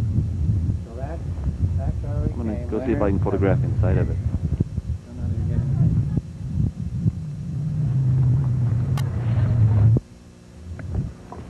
Well, there's a cat in there.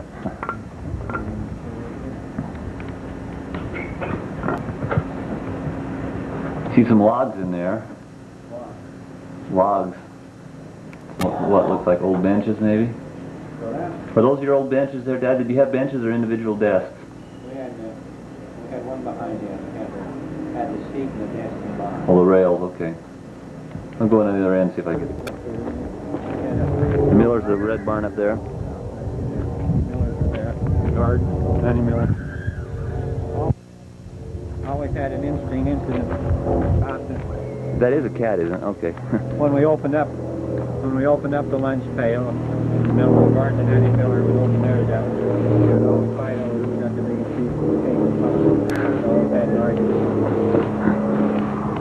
Tell that again. I don't know if we got it real good. I'm flipping One this. interesting highlight about the Miller's garden and Danny Miller, whenever they'd open up their lunch, their mother used to make them a lot of cakes and pies. There was always an argument over which got the piece. There was always just about a fist fight every time before they settled down. Gained a reputation, huh? And this in the end, they had the chalkboard then? Are those boards running down there possibly where the chalkboard was? Yeah, we had a chalkboard there and one clear across there. Oh, the other Have wall. you got it on? Mm-hmm. And it was interesting, we had a Beth Peterson, she married Russell Miller, and she was ambidextrous. And she could, on that putting assignments, she could write with both hands, and she could soon get an assignment on the board. And that's the only person I've seen that was that ambidextrous, they could write with both hands at once. Different things. Mm-hmm. Now, how about this window? Was it a window when you were here? Yes. Up above there? No, that wasn't just a window, that was closed in. Just a picture or something over that. And we had these were the standard windows that we had here. And we can get a lot of sleet and storm against them, but we had a pot-bellied stove. It wasn't like I had the old pot-bellied stove that we would have to heat it up. And we'd have to be careful when we backed up to it that we didn't get burned. And These are you the can original warm, floors then? yeah, you can warm With up. wooden floors. Yeah, simpler. You can warm up. Somebody's got a lot of these things stored here. Snowmobiles. There they are. But that pretty well tells us. So that was first 8 years of my school life was surrounded right in this little corner here. And you went to high school? Yeah, they went out. Started camping out like you told us before. Well, not camping out, but renting a cabin. Yeah, I got a couple of real good.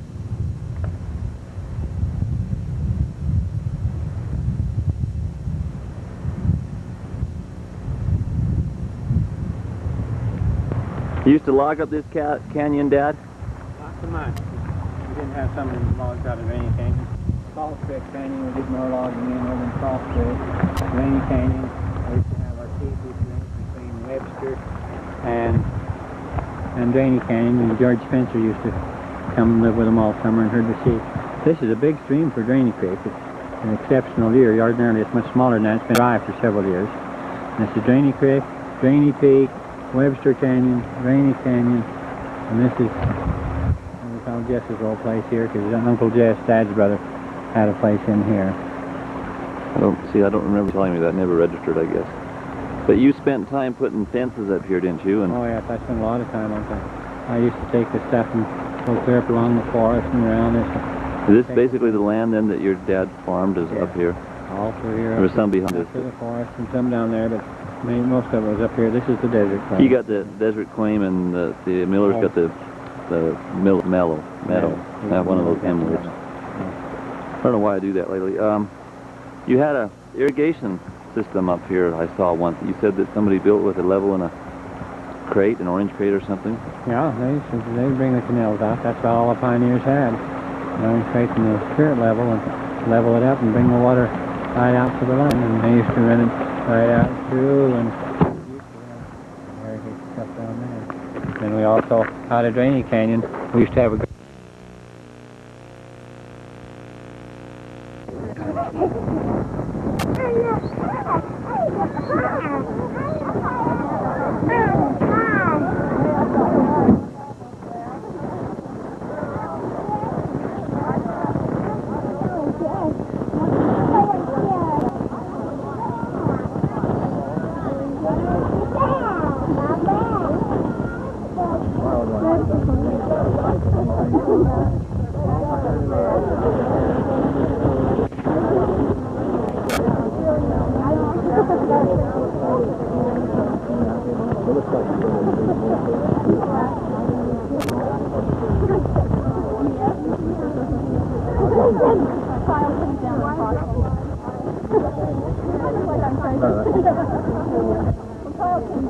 All right. You got it. It's hard to see. hard to say.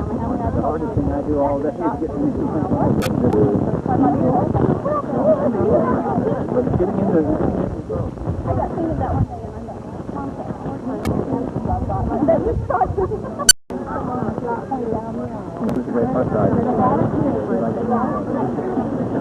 Last night. Mom was pregnant 9 years straight. Not straight, but the equivalent of 9 years. I should do that one. Well, I would rather do this.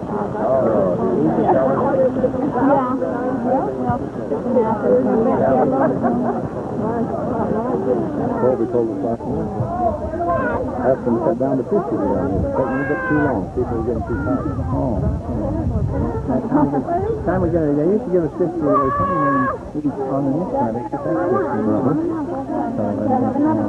Unless you get somebody that's running through all those names in, and that makes the party last a little bit longer. But it works out real good. They, I don't know why they're cutting down. I guess it's just because kind of overlap. They're cutting those shooting ones. That's good. That'll be good. Not very.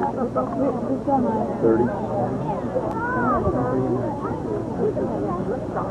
Boy, what ridiculous it is when they're getting $100.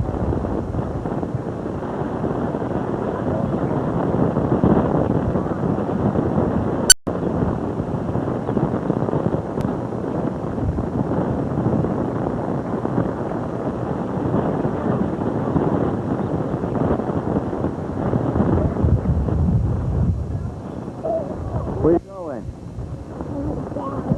Okay.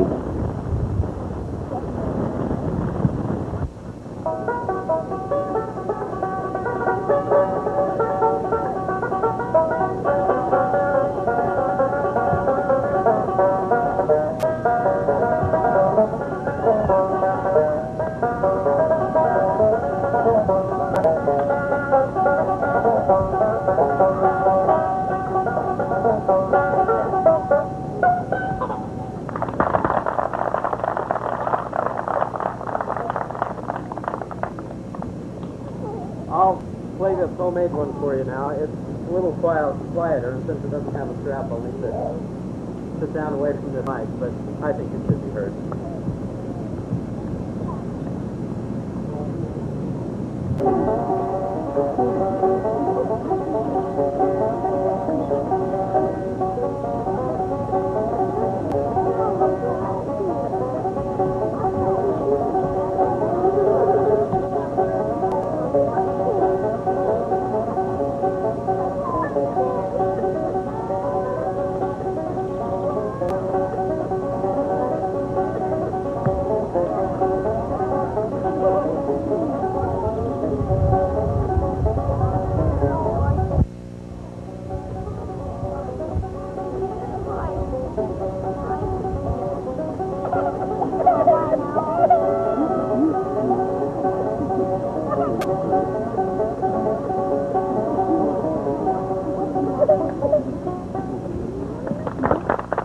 Lazy in doing it, and I didn't want to take the time to put the frets on it. And so I just left them off so it just has a smooth neck. And so when I play it, I have to listen closely and get my finger in exactly the right place. For this one, it's a lot easier in comparison to play. One more.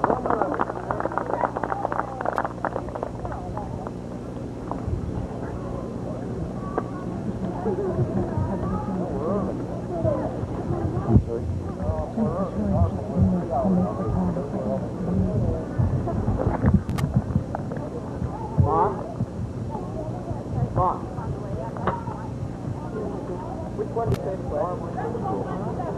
Okay.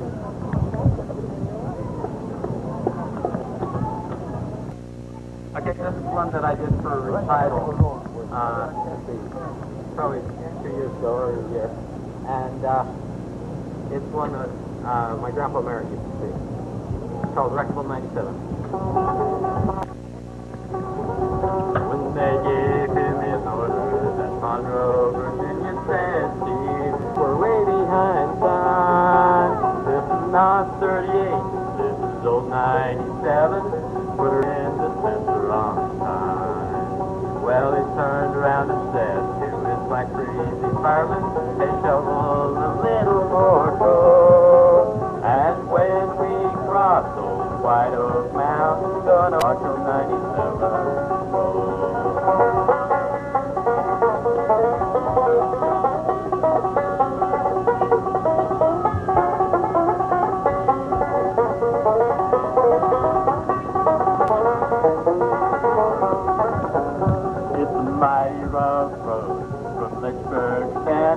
Line on a 3-mile train. It was on that train that he lost his air brake. See what a chunk he made. He was headed down the grade, making 90 miles an hour, and his whistle broke into a stream. Well, they found him in the wreck with his hand on the throttle. He was scalded to death by the sea.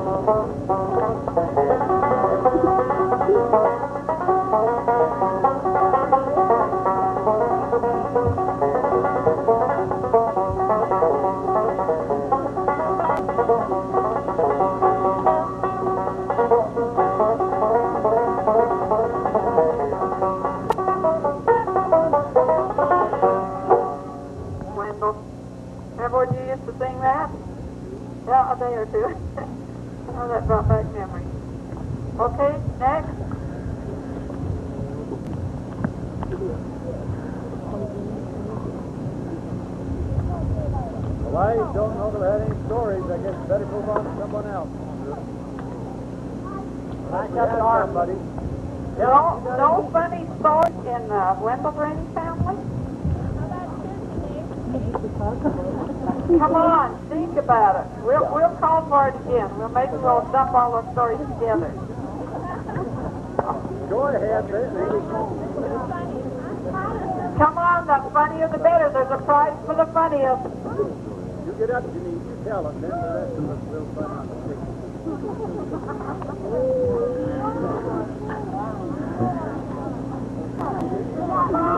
Don't be bashful. Come on.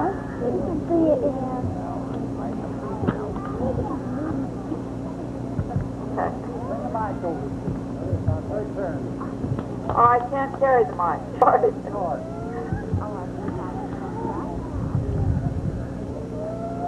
Go ahead, stand up and tell us what you want to tell us.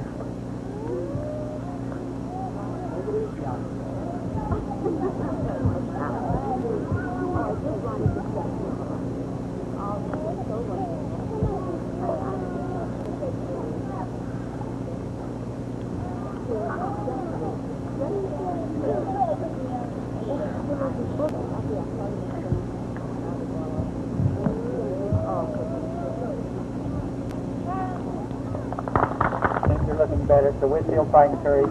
We're just glad to have her with us. So other than that, things are the same now. Well, I got to tell a story. Nobody wants to tell a story? Let me tell mine.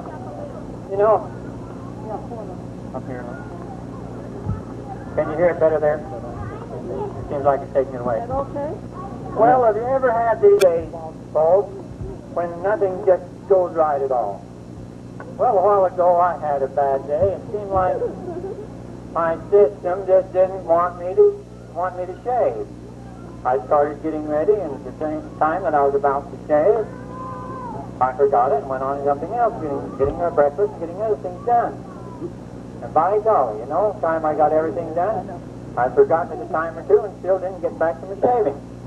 So I worked and got to work, and the boss says, "Hey, don't you believe in shaving anymore?" I said, "No, I'll go home and shave." So I went home, went back to bed, and woke up right, and the dream wasn't there anymore. We've had 5 young ones since 3 years old, and mighty proud of them, I think one of the biggest undertakings we've taken recently is a whole bunch of us decided to go to Disneyland over east. Where you take 30 or 40 people and go down to California there. You're asking for a lot of trouble, but we had a big time. We met first in St. George with Grandma and Grandpa Pendleton. I think there was 40 of us. Is that right? Right around 40 of us.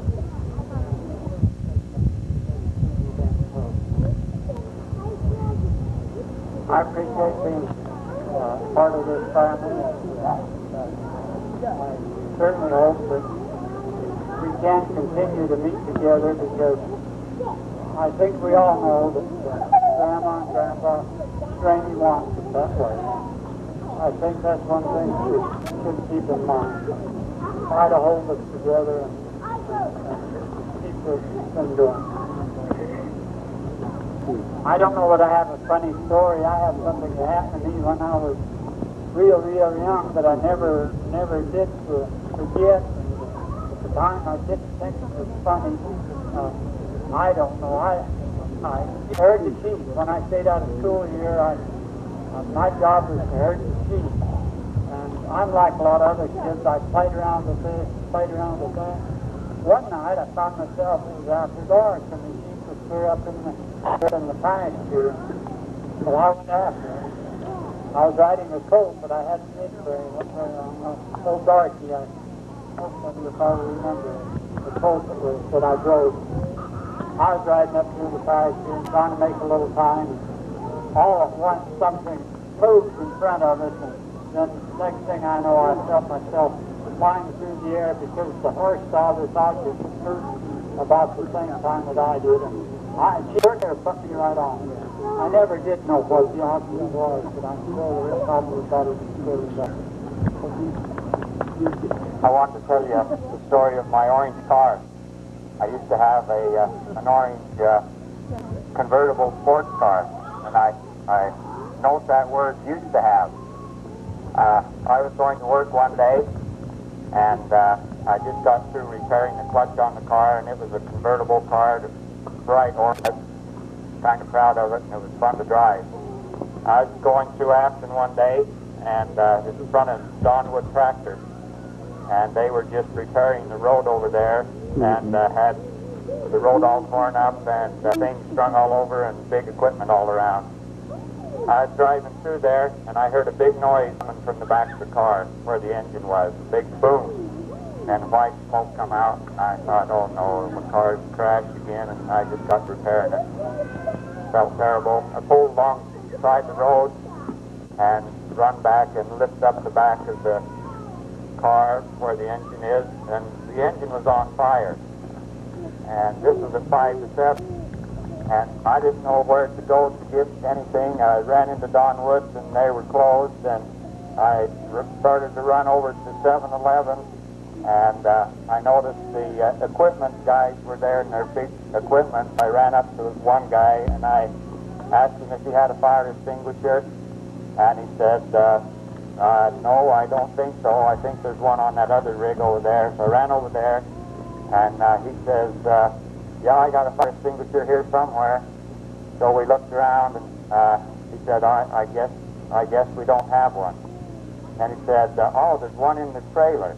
We ran over to the trailer, and meanwhile my car's flames coming up, and it's still smoking, and we ran over to the trailer, and we opened it up and looked all through the trailer. He said, well, I'm sorry, we don't have a fire extinguisher.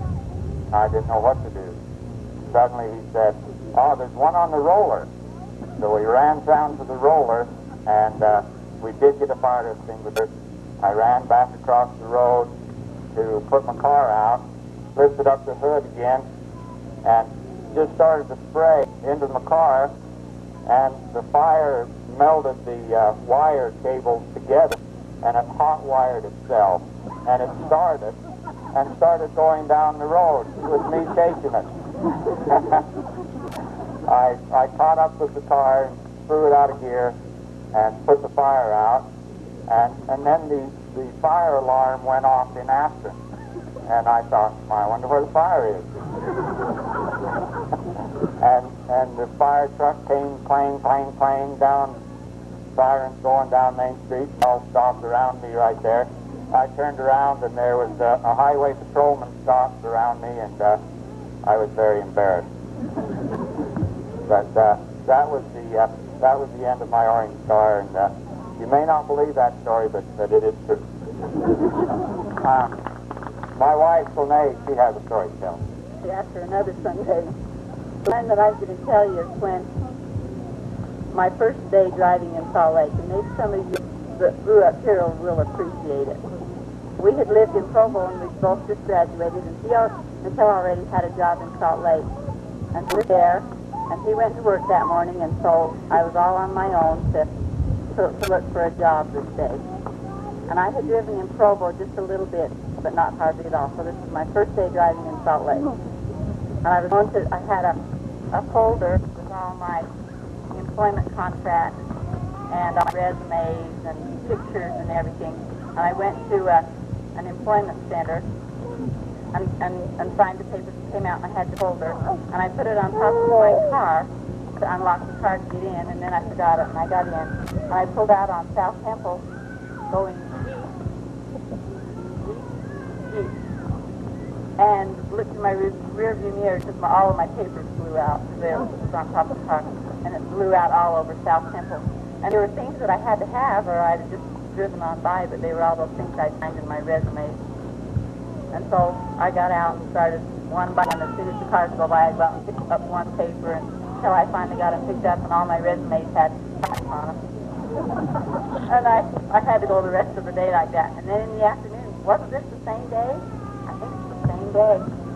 I had an appointment, and it was about on 2nd or 3rd South, right there on Main Street. And I found the building, and I parked right in front of it, but I was early. And so I thought, well, I'll just feed the meter until it's time for me to go up. And so I was sitting there, and I was going to get out and put some money in the meter. And as I grabbed the change out of my purse and walked around, and I thought, well, now I'll lock the driver's seat, and I'll just sit in the passenger side so I can just keep feeding the meter without going around. And so I locked that door and went around, and then realized that I'd locked my keys in the car. And I looked down in my hand, and I had 2 dimes and 1 nickel and 1 penny. And so I put the penny in the meter, and I walked to the phone booth to call Michelle that was down on 8th South and 4th West for him to come up and unlock the car and get my purse out so that I could go home. And so then I put, okay, now I've got a nickel and dime left. So then I put in the nickel so that I could go up to my interview so it wouldn't run out while I was gone. Went up to my interview, and in the meantime, Michelle got somebody from work to bring him up. He opened the car and he took out my purse. And then he thought, well, I can't leave her purse just sitting there or somebody will steal it. So he opened the trunk and locked my purse in the trunk. And then I came out, and my keys were in my purse. So there I am standing with one dime left, and I tried to decide, now should I put the dime in the meter that was already run out, or should I go to the phone booth and call Michelle and tell him what he did?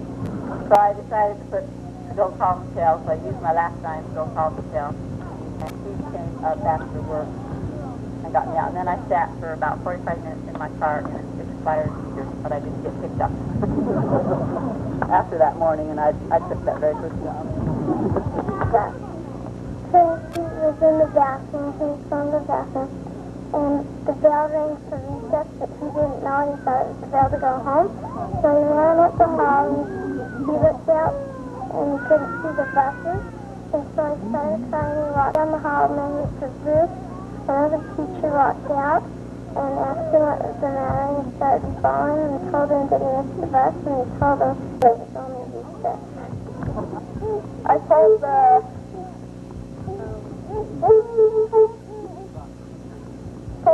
split, and the front end went up.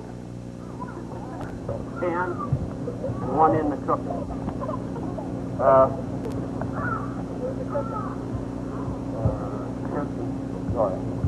Kirk and Dora expect one in November. But as far as stories, you know, where I work, we always have to wear a radio. They can talk to us all the time. Kind of like, you know, kind of reminds me of my wife. She talks to me, but I can never talk back. That's the way that is.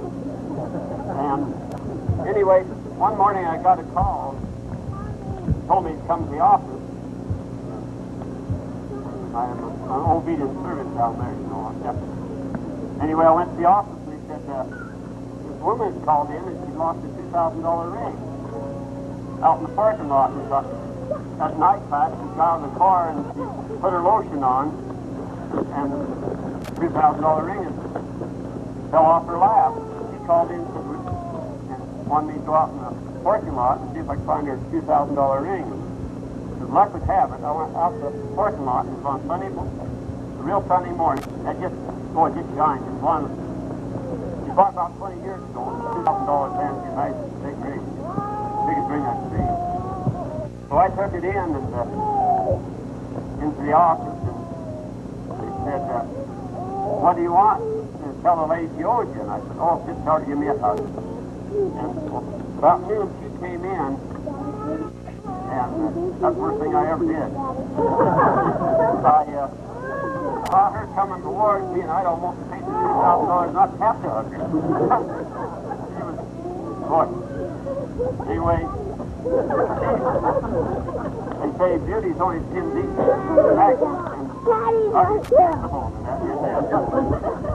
But anyway, I got my hug, and I was glad there wasn't any more rings bought. Well, I had another good experience. I went up to stand in while God blessed his little one, and I just had my two all cleaned, and I thought it looked pretty sharp, you know, for an old man. Anyway, I got up there, and started to rock, and I felt my pants get right. Boy, that zipper just, I just heard it go. Did you ever tie up the short seat close by the cover, up there to your knees? Boy, that's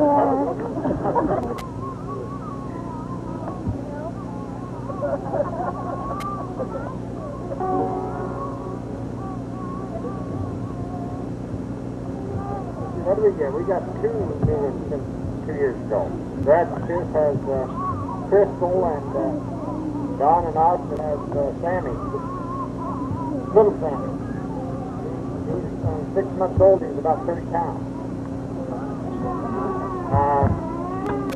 Billy, do you have funny stories? Think that. Not you. Had me, all right. Chris, Rat, this is the first reunion that we've had with you here. Andrea's in Minnesota, and John's and Teresa's wedding anniversary, and they'd had prior plans. And Don and Austin are moving, so Brad and Chris, he's fine too. He's doing up. Hey, your turn to tell a funny story.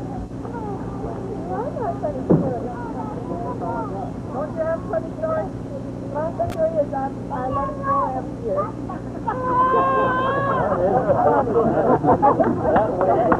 Did you hear Shirley's funny story? She says, I love him more every year. Brenda, how can you be such a funny person and not have a funny story? Well, I'm so busy living and I forget to pay attention so I can repeat it.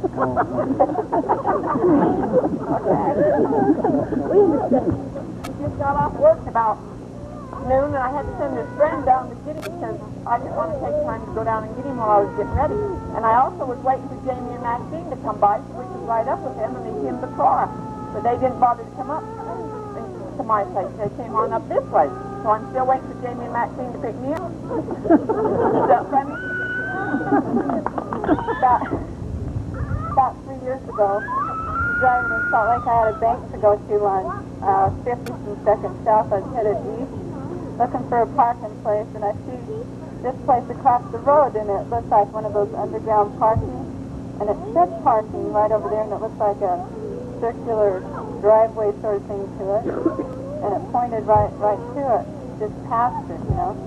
So I went to drive in there, and I drove down a flight of stairs.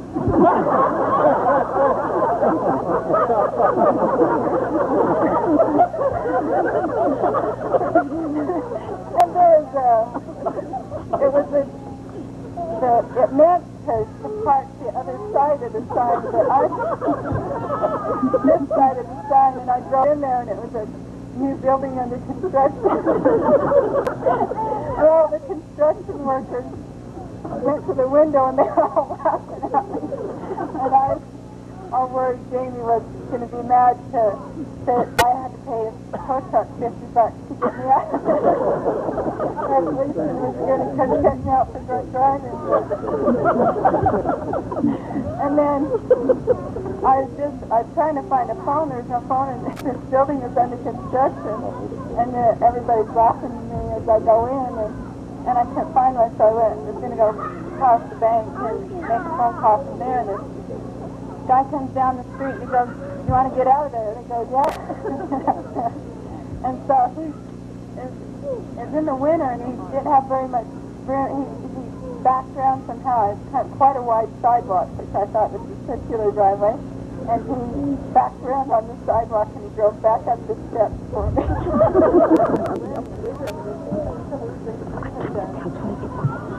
Quite a few years ago, the one we were laughing hardly about was when we had did that water testing and we found this little wibbly building that Joyce didn't like, and so we caught it and stuck it. Staff to put him across. He was still in high school, and she was staying there, stayed on that, and then I worked for the George Thompson family. And we were three of us, Jimmy Clark and Keith Thompson, myself, to run the cat around the clock. And Keith and Jimmy had gone down to Alpine, and some of the fermented juices, and when they got back to the cat, they weren't sure they were there or where they were, and they couldn't up in the cat for the rest of the house, went to sleep on 3 straight shifts.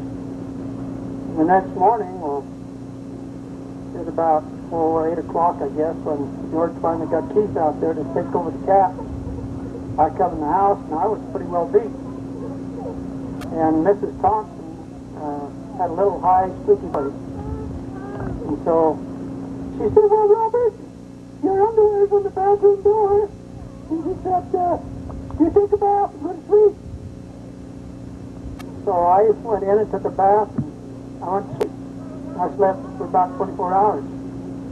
And the following day, about 7:30 or 8 o'clock in the morning, well, they couldn't get these 2 kids up to go milk the cows, so I went to milk the cows. I come in from milk house, and Miss Thompson said, "Well, we've had a lot of hired men, and they've been a lot of funny days, but this is the worst of any of them." I said, "Well, what have I done now?" "You've got on my underwear."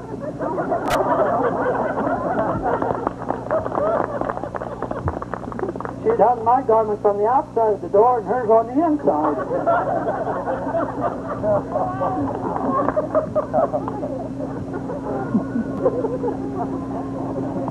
Now he's telling those kinds of stories. I'll have to tell you one that happened to me on the ranch. You know, back then we had a room and a path. And we could, I guess it was just after Ricardo was born. We had some men come from Salt Lake to build us a new barn. So, and we just had this little room out at the end of the path, and I thought, well, now this hired help is going to be out there. So I got early in the morning, still dark, and I walked the path. It was a kind of a rickety thing, and the door only got halfway. It kind of leaned over. You had to, have to go in that way, back down and bend over and go in to the little seat. And I got just about there when I heard I tore the door off the rest of the way. I have to tell you, Susan, I told him really exciting the other night because it was kind of cute. Our little boy had been out playing. His mother sent him out. She just had a bad day, so she sent him outside to play. When he came in, his pants were all ripped. Just nothing but up and down. So she gave him a needle and thread, and she sat him on a chair. And she says, now you sit there and mend these pants. And she went on about her work, and a while later when she came back, this pair of pants was hanging over the chair. And she thought she saw the basement door was open, and it generally was nearly always shut. So she went to the basement and yelled down, are you running around down there without any pants? Miss Dickerson said, no, ma'am, I'm just down here reading the meter.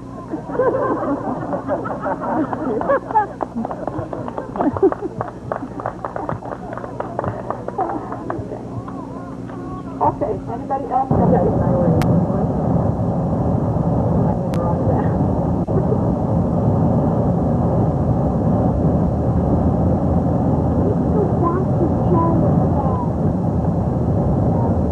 I remember that one.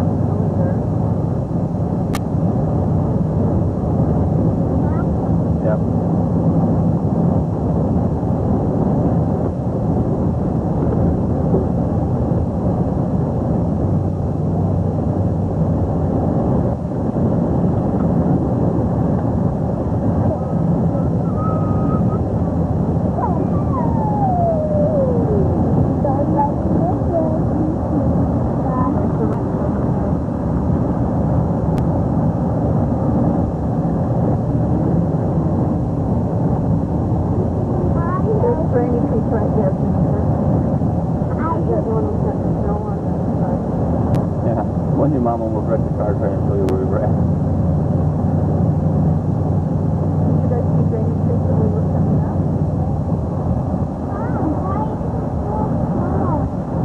That's as big as it's been in years.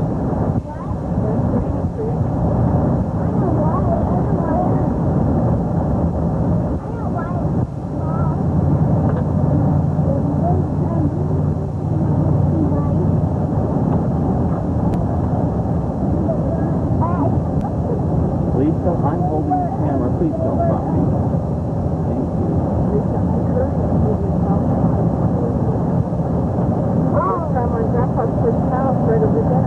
The road is paved now, which is done because of the mine thing. Dan's got 3 kids, 11 and 12 and a 1-year-old. Brenda, Justin, what's the 11-year-old brother?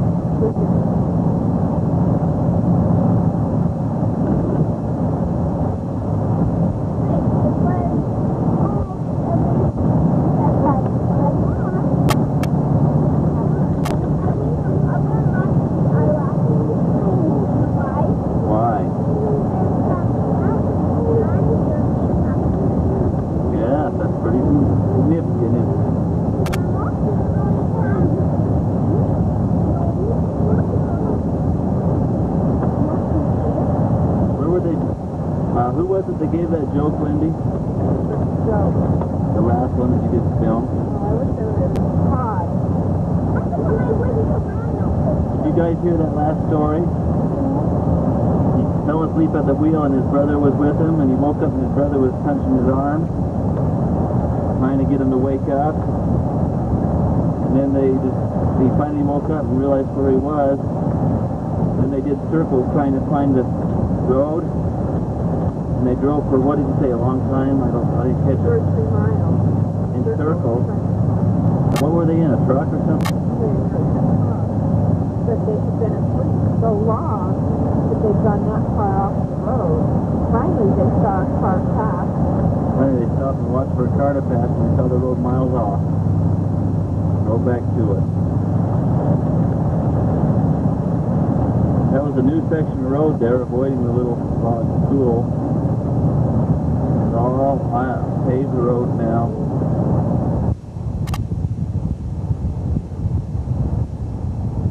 That's where we camped. 379. See where we camped up there? There's a fish hatchery up this road, guys. There's a fish hatchery up this road. So they grow little fish. Put them in the stream.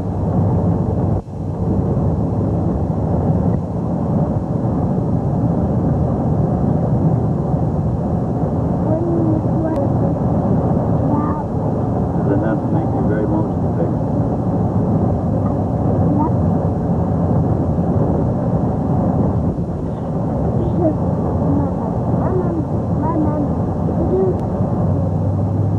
Grandpa make you kids a whistle?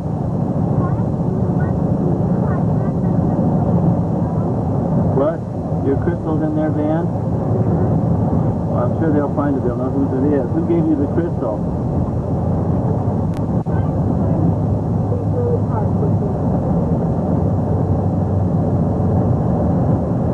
Lisa, please hold still, darling. Thank you. You want to take a nap, Jason? Went to sleep. It's what, 3:30 now?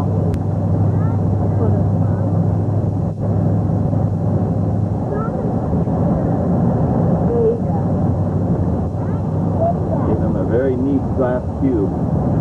There's a golf course down here. I didn't get it, but it's interesting. There's a golf course up here. Limit of 30, you know.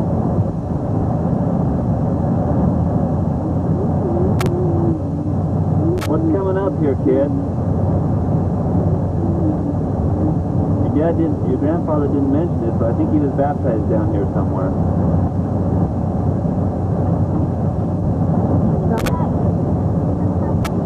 What?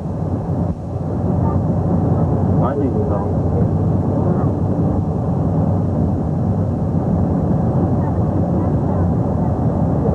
Yeah, right. To the right, dear. Does that help?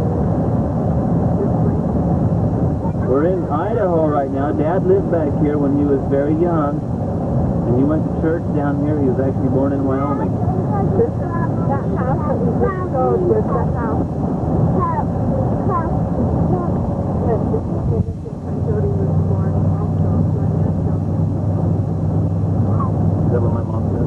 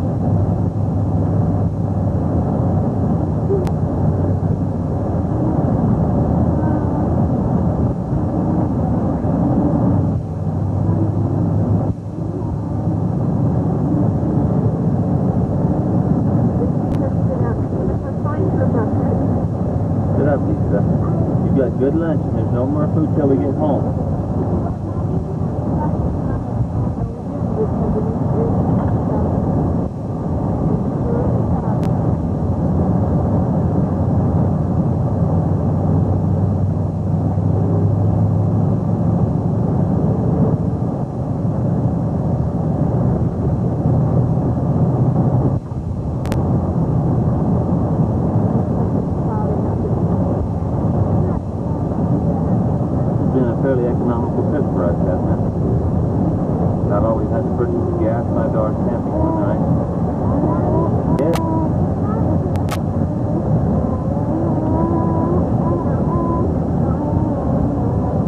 Now behind us here is where we camp.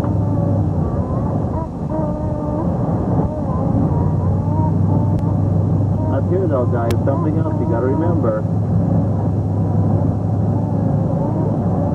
Here somewhere in there. What? Straight line.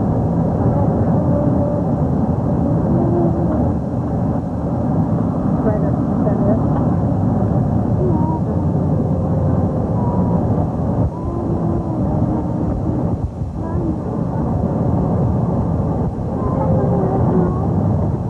There's a big line right there. We're now in Wyoming. This way or that way? This way. If he's on the ropes here.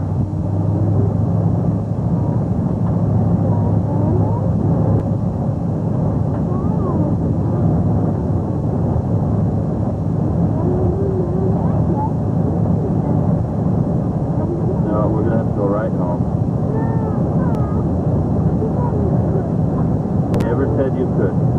Said we would walk to the state campus.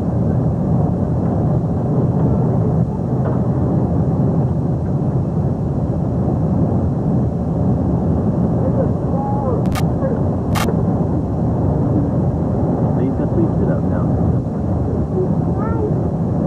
So you don't throw up or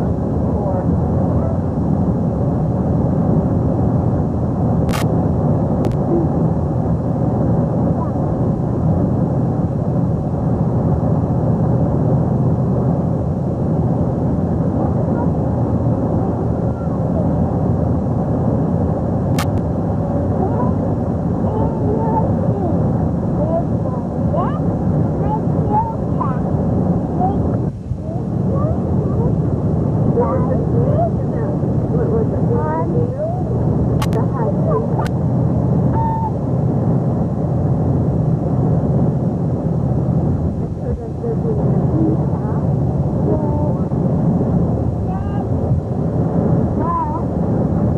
This house there. What else on the left? Yep. Is this Auburn? This is Auburn. They poured concrete yesterday, and that's what we thought about sleeping where the church used to be.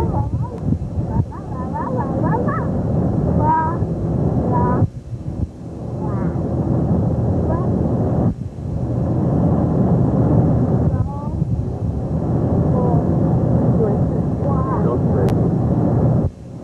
You can stop anywhere, I'll drive you.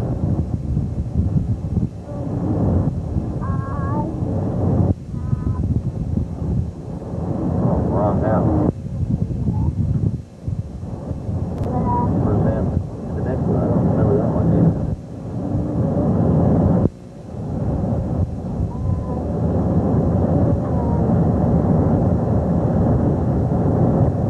Who missed it? Okay, ready, 2, 3, go. This city. Okay, we go last song. This is only a 60-minute show. 1, 2, 3, go. Zippity doo dah, zippity yay. My oh my, what a wonderful day. Plenty of sunshine heading my way. Zippity doo dah, zippity yay. Mr. Blue on my shoulder. It's a dress, it's actual. Everything is satisfactual. Zippity doo dah, zippity yay. Wonderful day, wonderful day. Okay, yeah. Okay. This is a different song. We have like a series of songs. You remember you were talking about? Okay. Ready? Here we go. Like another day. It's a situation that may prove to be embarrassing. Your face is red. You hide your head. Jessica, don't take that in there. Oh, yeah. But that's so fascinating to used to really try say, how do you do? And shake and shake and shake and say, how do you do? And shake and shake your neighbor business. Okay.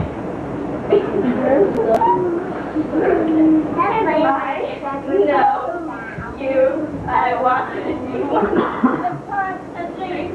I know you. I was leaving you. I know you because when you wish upon a spell, makes no difference who you are. Because so long as there was with me. Say no. Say no. Say no. Good job. Say aye. Say aye. Say I am tired.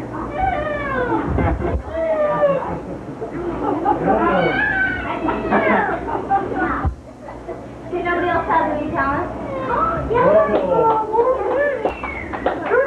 I want Jessica to have a talent, I said. Boys, though. Okay,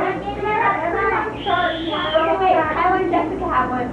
Remember I was there front? Is that right? Trained it? Guys, Jessica, Put that hand over there for everyone to see.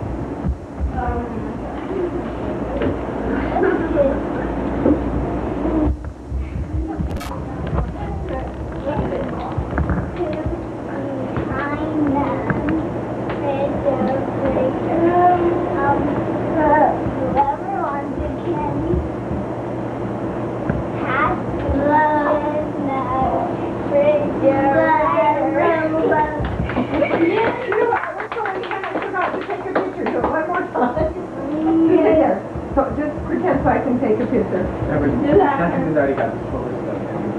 You take your hands here. She does. She's so positive. There you go. You should get the thing on so I can hear you. Okay. Yeah. I can show you the world, shining, shimmering, splendid. Tell me, princess, now when did you last let your heart decide? I can.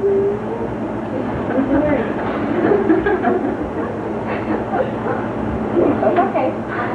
Just wait for time. I can hold in your eyes. If you wonder, I wander over sideways and under on a magic carpet ride. A whole new world. There it is. A new fantastic point of view. No one to tell us no or where to go. Or say we're only dreaming a whole new world, a dazzling place I never knew. But when I'm with you, I'm crystal clear that now I'm in a whole new world with you. Unbelievable sight. Indescribable feeling, soaring, tumbling, prevailing through an endless diamond sky, a whole new world, 100,000 points to you. I'm like a shooting star. I've come so far. I can't go back. Where? Don't go back. See right here. 1, 2, 3. I can't go back. I'm in a whole new world with you. No, not yet. With you. With you. Life is to pursue. I'll chase them anywhere. There's time to spare. Let me share this whole new world with you. A whole new world, that's where it'll be. A thrilling chase, a wondrous place for you and me. Okay, it's over. Good job, guys.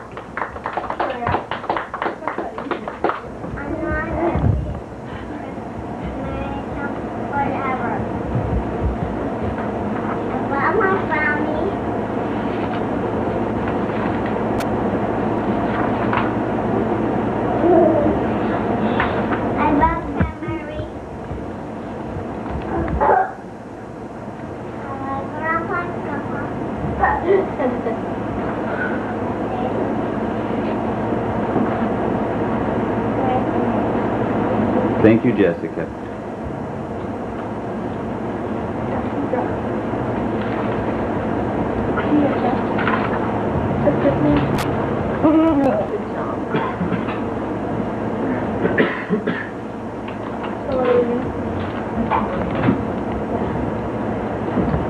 What order?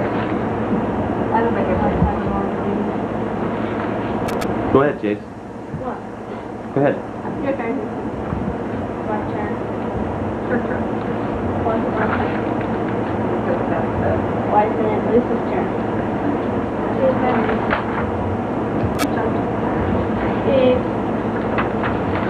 That's very much testimony. The church is true and church history is true too, and that we should be grateful for that. I know that this was a prophet, and I know that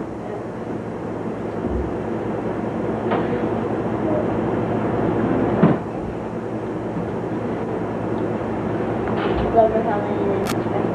Amen. Jason has borne his testimony every Sunday since we lived here, except once. Every fast and testimony Sunday.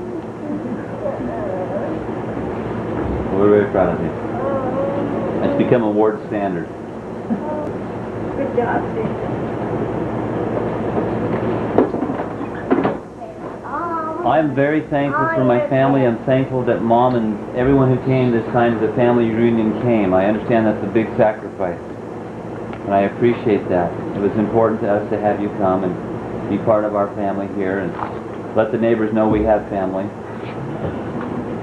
I'm very grateful for Dad and all the things that he's done for me over my life. It's been a good example for me, and I'm proud of him.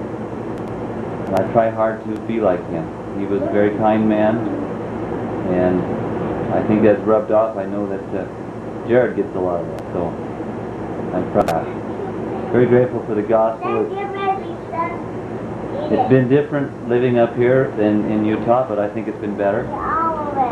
Here you have to stand out and be a Mormon.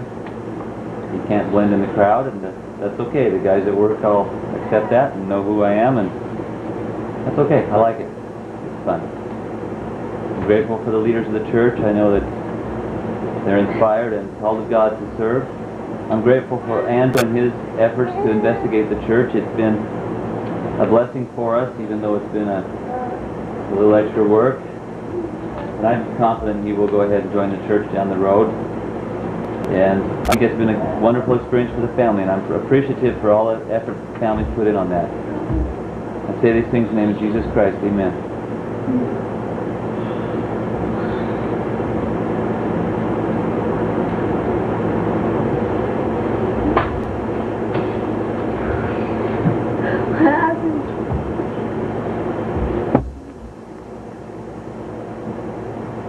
The gospel of Jesus Christ is one of the most important things in my life to me.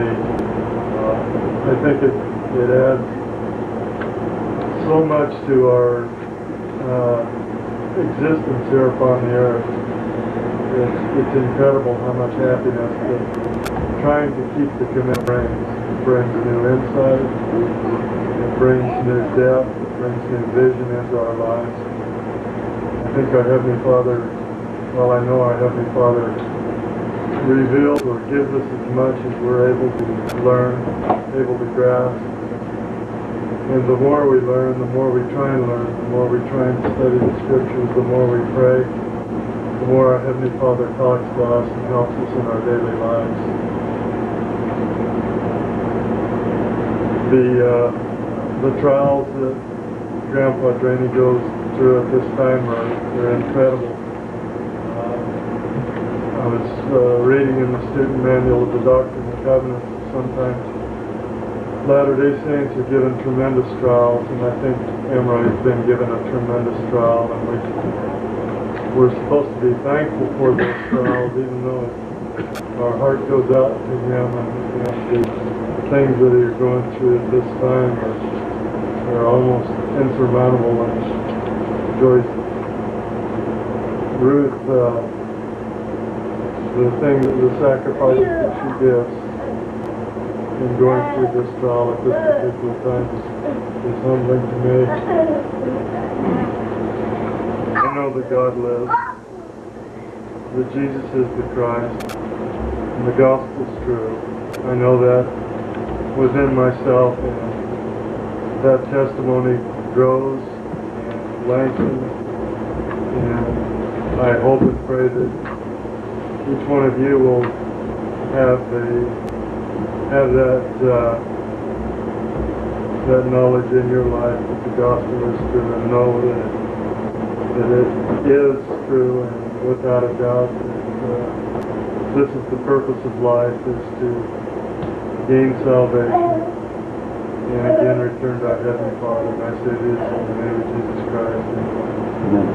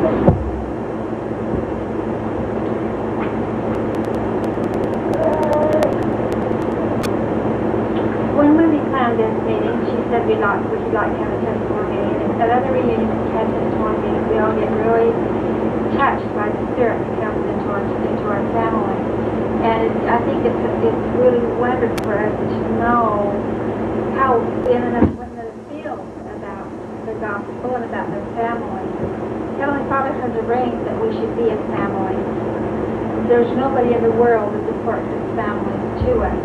There's no place I'd rather be than with my children and grandchildren and their husbands and wives. Those are my dearest friends, my people I'd rather be with than anybody. My sisters and brothers and their families, and the people that are family to us. And when we learn about the church and learn about what families are, and they can be eternal, and understand about Heavenly Father's plan, I think it makes life a lot easier for us. I feel really sad for a lot of people who just don't have that understanding. I remember the last time I bore my testimony in Jody Ward was when we was in Utah, and I think Lisa was being baptized.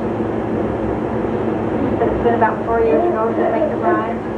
And Lisa was baptized, and my mother died the same week, and we had a baby about that time. I mean, there was 3 things that are really important in the gospel, and they happened all very close together. And I thought that we understand. I was real touched yesterday when I was reading Heather and Tim have a little thing on the website, and she wrote there, she said, our little angel baby didn't get to her.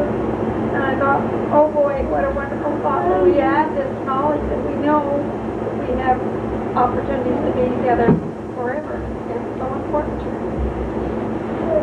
And I'm grateful for the gospel. We have an awful lot of people that joined the church and went through a lot of hardships in order that we could be committed to the church. A lot of people who believed it and understood it and gave up everything they had to come. You've heard an awful lot about pioneers this year and how a lot of them gave up their families and everything to come and join the church. And so I appreciate all the efforts that Jody and Wendy have put forth to have us together at this reunion. It's just the most important part to be together and how we relax, eat, and play. And that's really important. I want to tell every one of you how very, very important you are to me and to Dad and to the gospel, to our family. Just every one of you contribute. What happens in your life is important to us. And what you do is important to us. And that's what we look forward to, is knowing how you boys and girls, young people and parents live your lives. And every time you do something that makes you happy, it makes us happy. And if you have something that comes into your life that makes you sad, it makes us sad. And you don't realize how much you can love. You get married, you're in love, you work really hard for that marriage and have a few little children and keep loving them, and pretty soon they grow up, they get married and there's more people to love and there's more people in your family. I want to bear testimony on the truthfulness of the gospel and the grateful I am in our lives, and I want to tell every one of you that I love you very, very much. It's wonderful to meet you. Come put your arms around me and say, I love your mom, I love your grandmother. The Lord give me hugs. It's great. I appreciate it. And I ask Heavenly Father that you bless every one of them, that we'll be able to overcome the trials in our lives, because we're told they're necessary to help us to go. I do. Amen. Thank you. I'd like to share my testimony. A lot of thoughts going through my mind. I know I just talked to my class reunion last week, and I see these kids that just have good reports with and grew up with, and 2 out of 3 of them are just holding a beer in their hand and the way they talk, and I think, so many of them have just lost their way. Where are they really going? What are they really cherishing in their lives? And it was an eye-opener to me. It made me sad.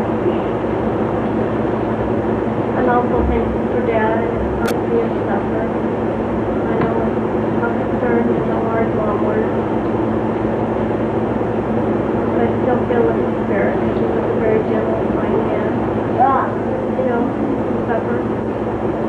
Obviously. Well, I want my kids to know that I have a testimony.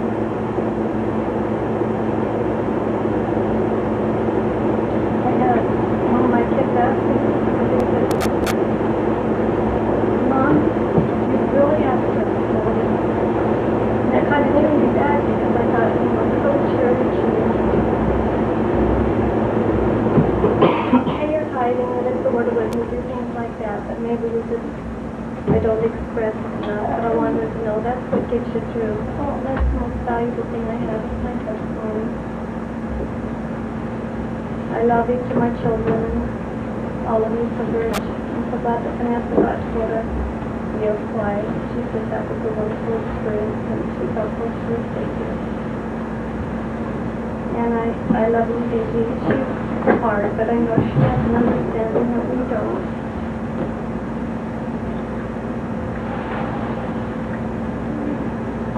It's hard when she can't do what the other kids do. But I know someday he'll be teaching us, through teaching me.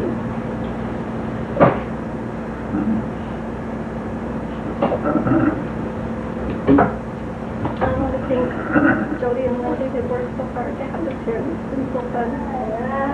All of us come and make us so welcome and work so hard.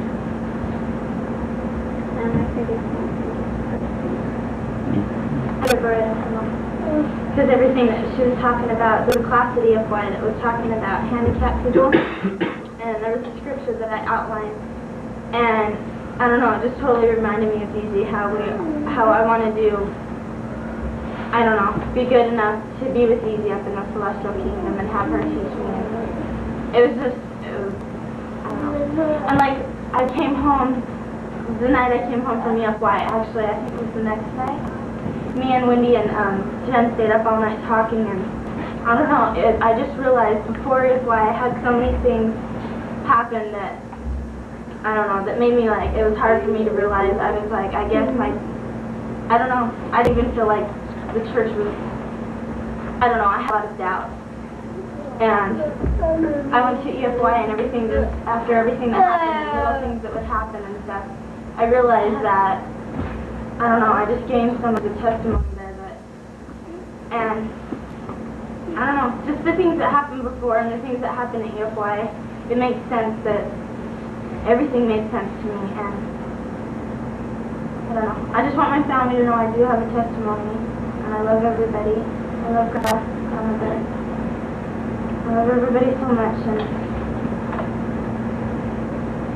I know this church is for me.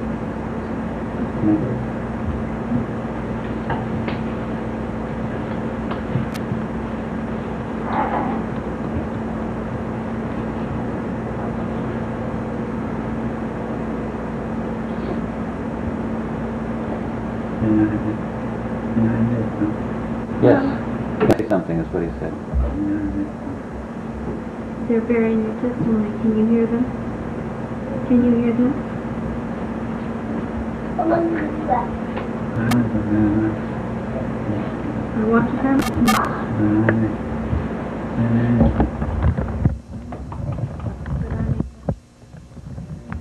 Daddy, this house girl's kiss. Then I have eternal happiness.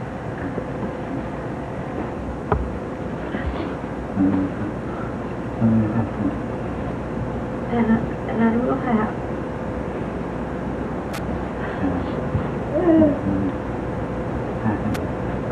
eternal happiness with the family. Is that what you wanted to say? Thank you, Dad. He always bore a real strong distance. He always did. He always worked really a lot in the church.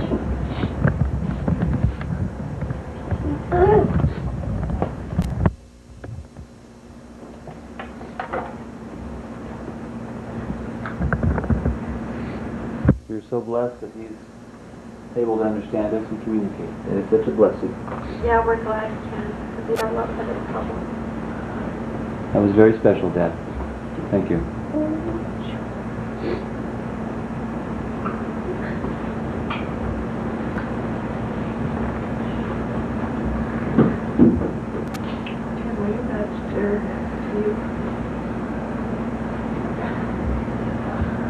Thanks, Mom. You're welcome. This is a nice world.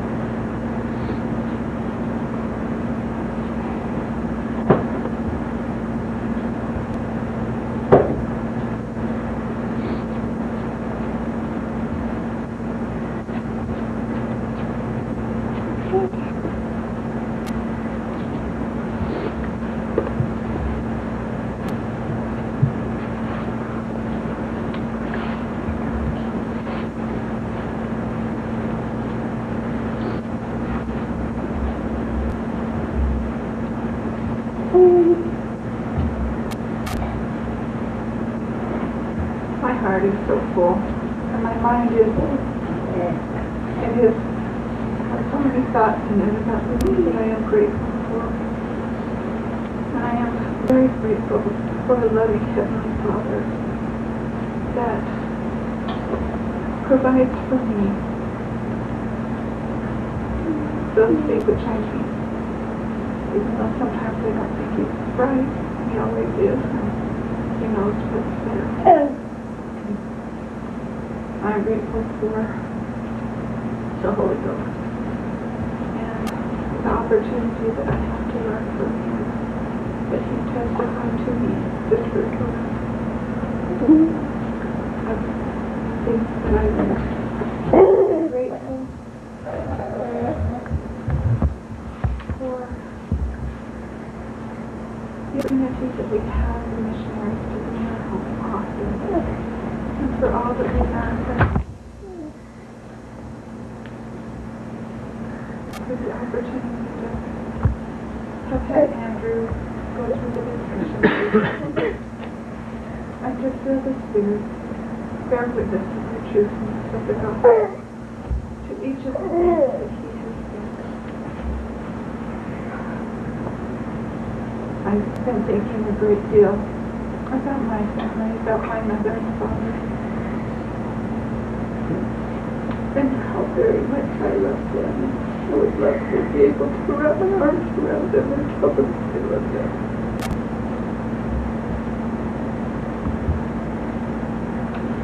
And how grateful I am for a loving Heavenly Father and a loving brother that has made it possible for us that one day I will be able to do that.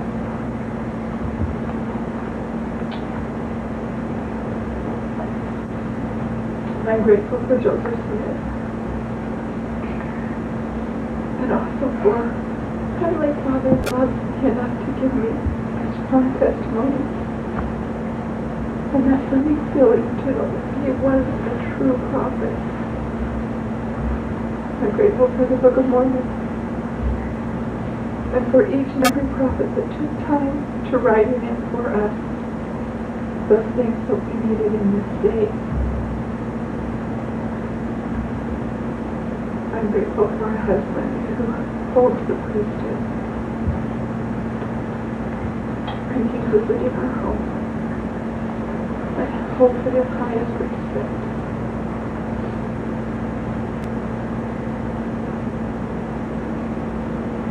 For the example that he is to my children. And I am grateful for each one of my children and the joy that they are in my life. They are the most precious things I could ever have, besides my testimony. I want them to be with us forever and ever. And I hope that with their lives worthy, that we can have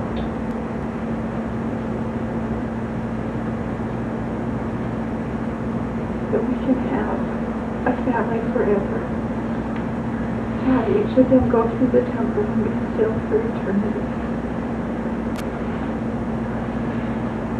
I'm grateful for Joy and Joe, and for Heather and Tim, for the effort, and I know it was a great effort they really need to come up here.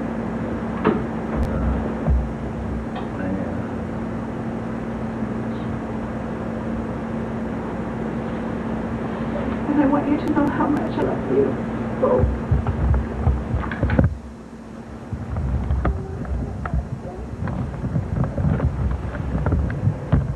I know the kids.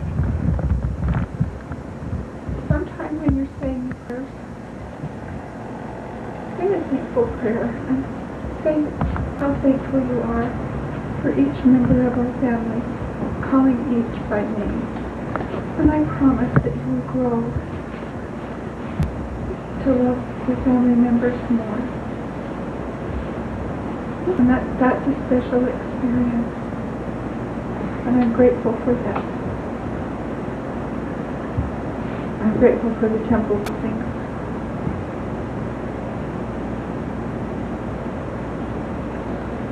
And I love my children. In the name of Jesus Christ. Amen.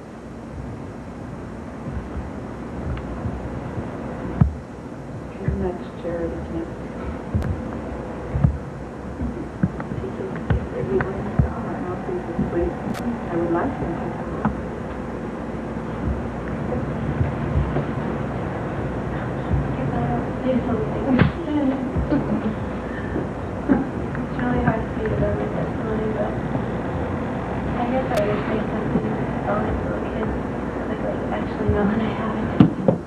That can be a good example too and stuff.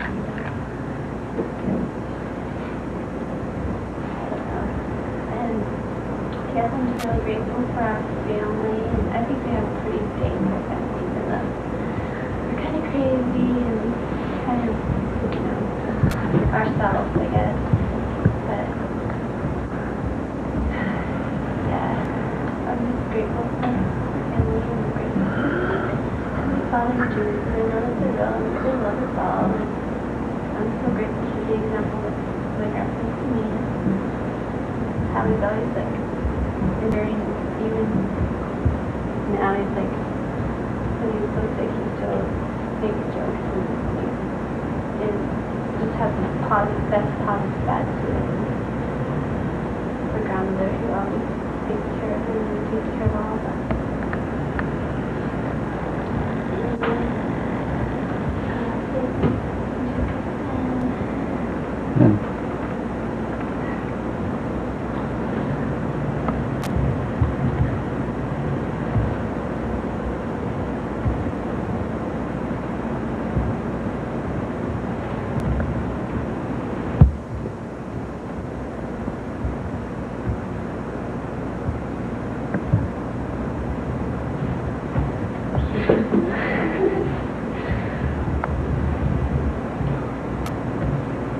Shirley said Jericho.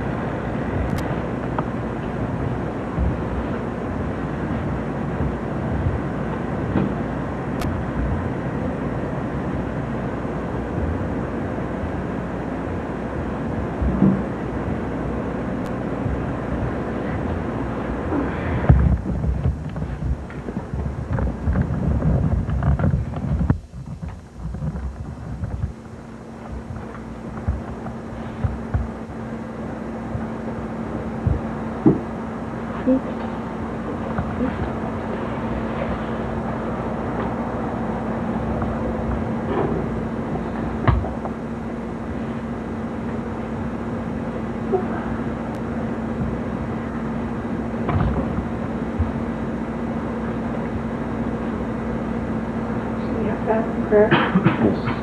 What else? Have anything? Oh wait, Landon's ready.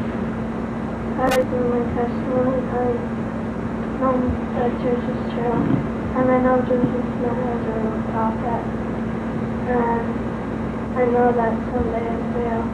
My dad is in heaven.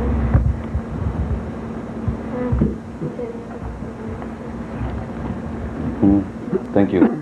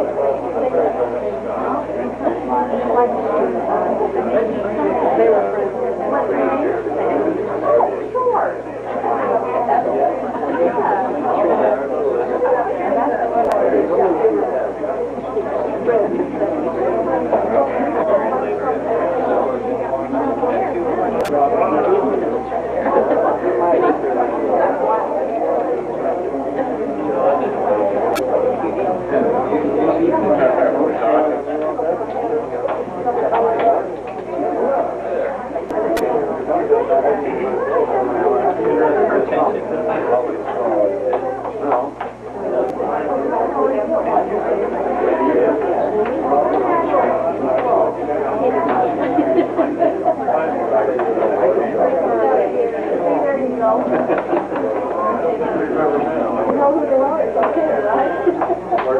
Well, it's all right anyway.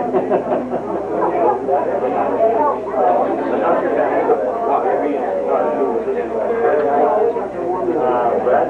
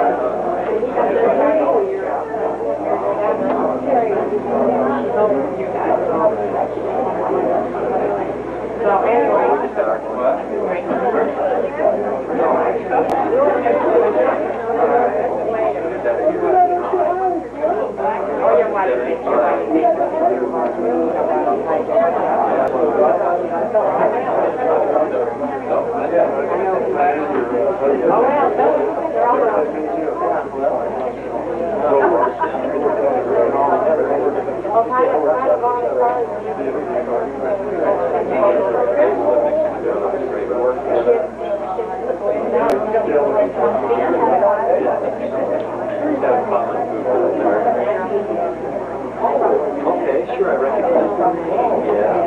Good job.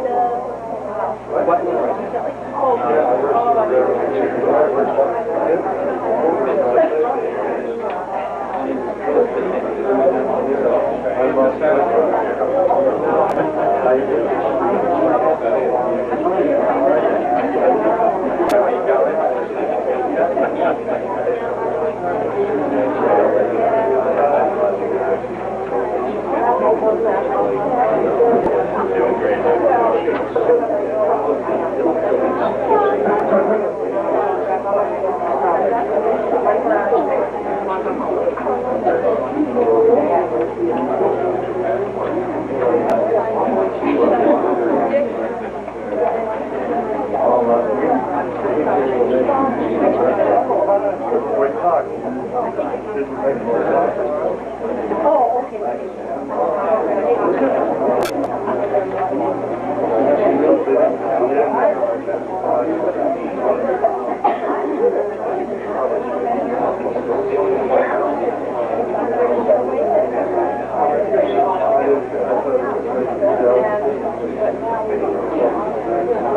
you I don't think they have anybody scheduled for that.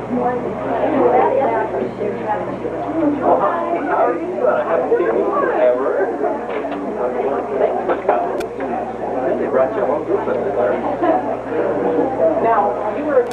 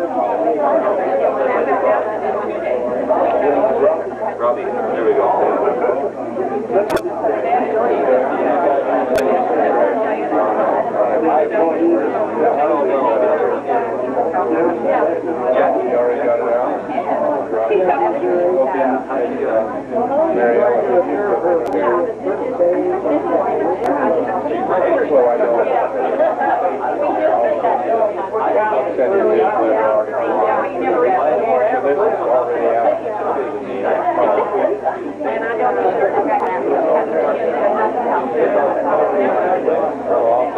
take and get one off to, we just got this one to deliver paper, so she made some mistakes in it. Or they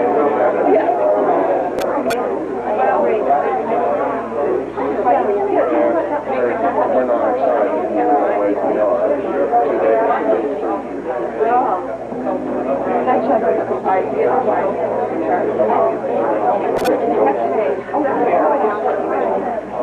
it's a blessing. I don't know. I don't honestly. It's been hard. It's been hard.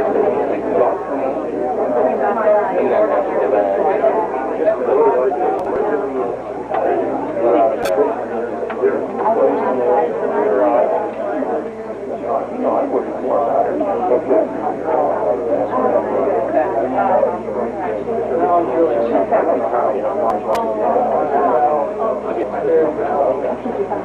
This whole body, you know, it's my 10 minutes.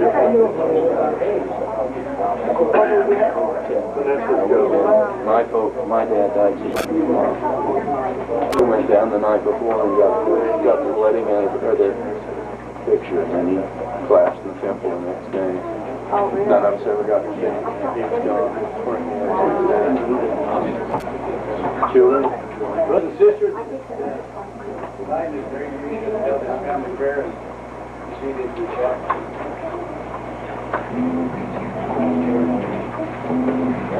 Brother Jules and Ross offered the family prayer.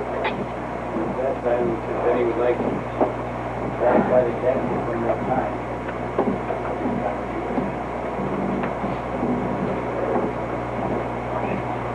Our Father in heaven, we come before thee this day in respect to Brother Imri, Draney. We're thankful for thy blessings that thou bestowest upon us here upon the earth, for the sacrifice of thy great Son, for the promise of the resurrection. We're thankful for thy laws, thy covenants, thy blessings upon us here upon the earth. We're especially thankful for the life and example of Brother Imri, for his kindness as a father, as a husband, as a church member, as a church leader, for the many hours of dedicated service that he has given to others, and especially his family, for the example of kindness, love, understanding, Christ-like attributes that he expressed has shown to us as his family members and friends. Father in heaven, please help us that we may be able to have thy Spirit with us this day. In paying respects to Brother Imri, that we may be able to enjoy his Spirit, enjoy the fond memories that he has left with us. Bless us that we may be able to understand better the sacrifice of thy great Son, here upon earth.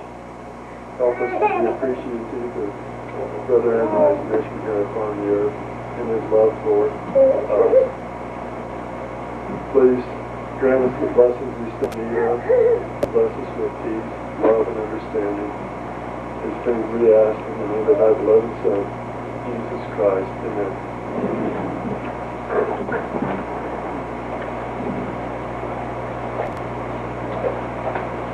Anybody else would like to join us as family?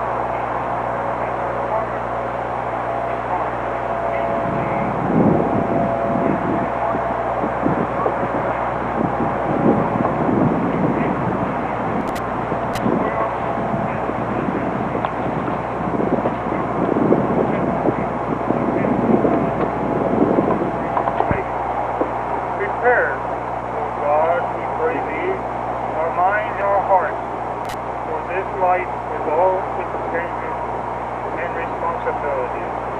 For death, with all its mystery and solemnity, it brings us finally to thy grace into the reunited comradeship of everlasting life, world without end.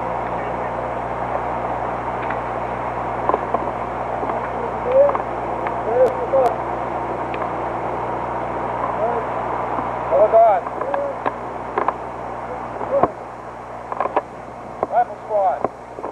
Half left. Base. Forward. Arm. Ready. Aim. Fire. Ready. Aim. Fire. Ready. Aim. Fire. Left, right, base. 3 days. Arm.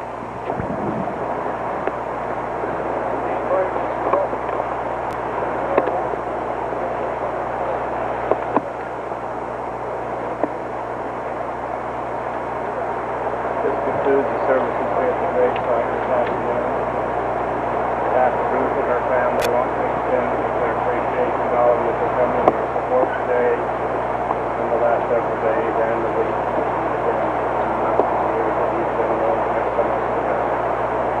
Also, that it's been a great honor for us to come out and somebody can serve us. As the bishop mentioned, the Relief Society Sisters from the Award is prepared to nice lunch back to the church, so we can enjoy and also enjoy each other's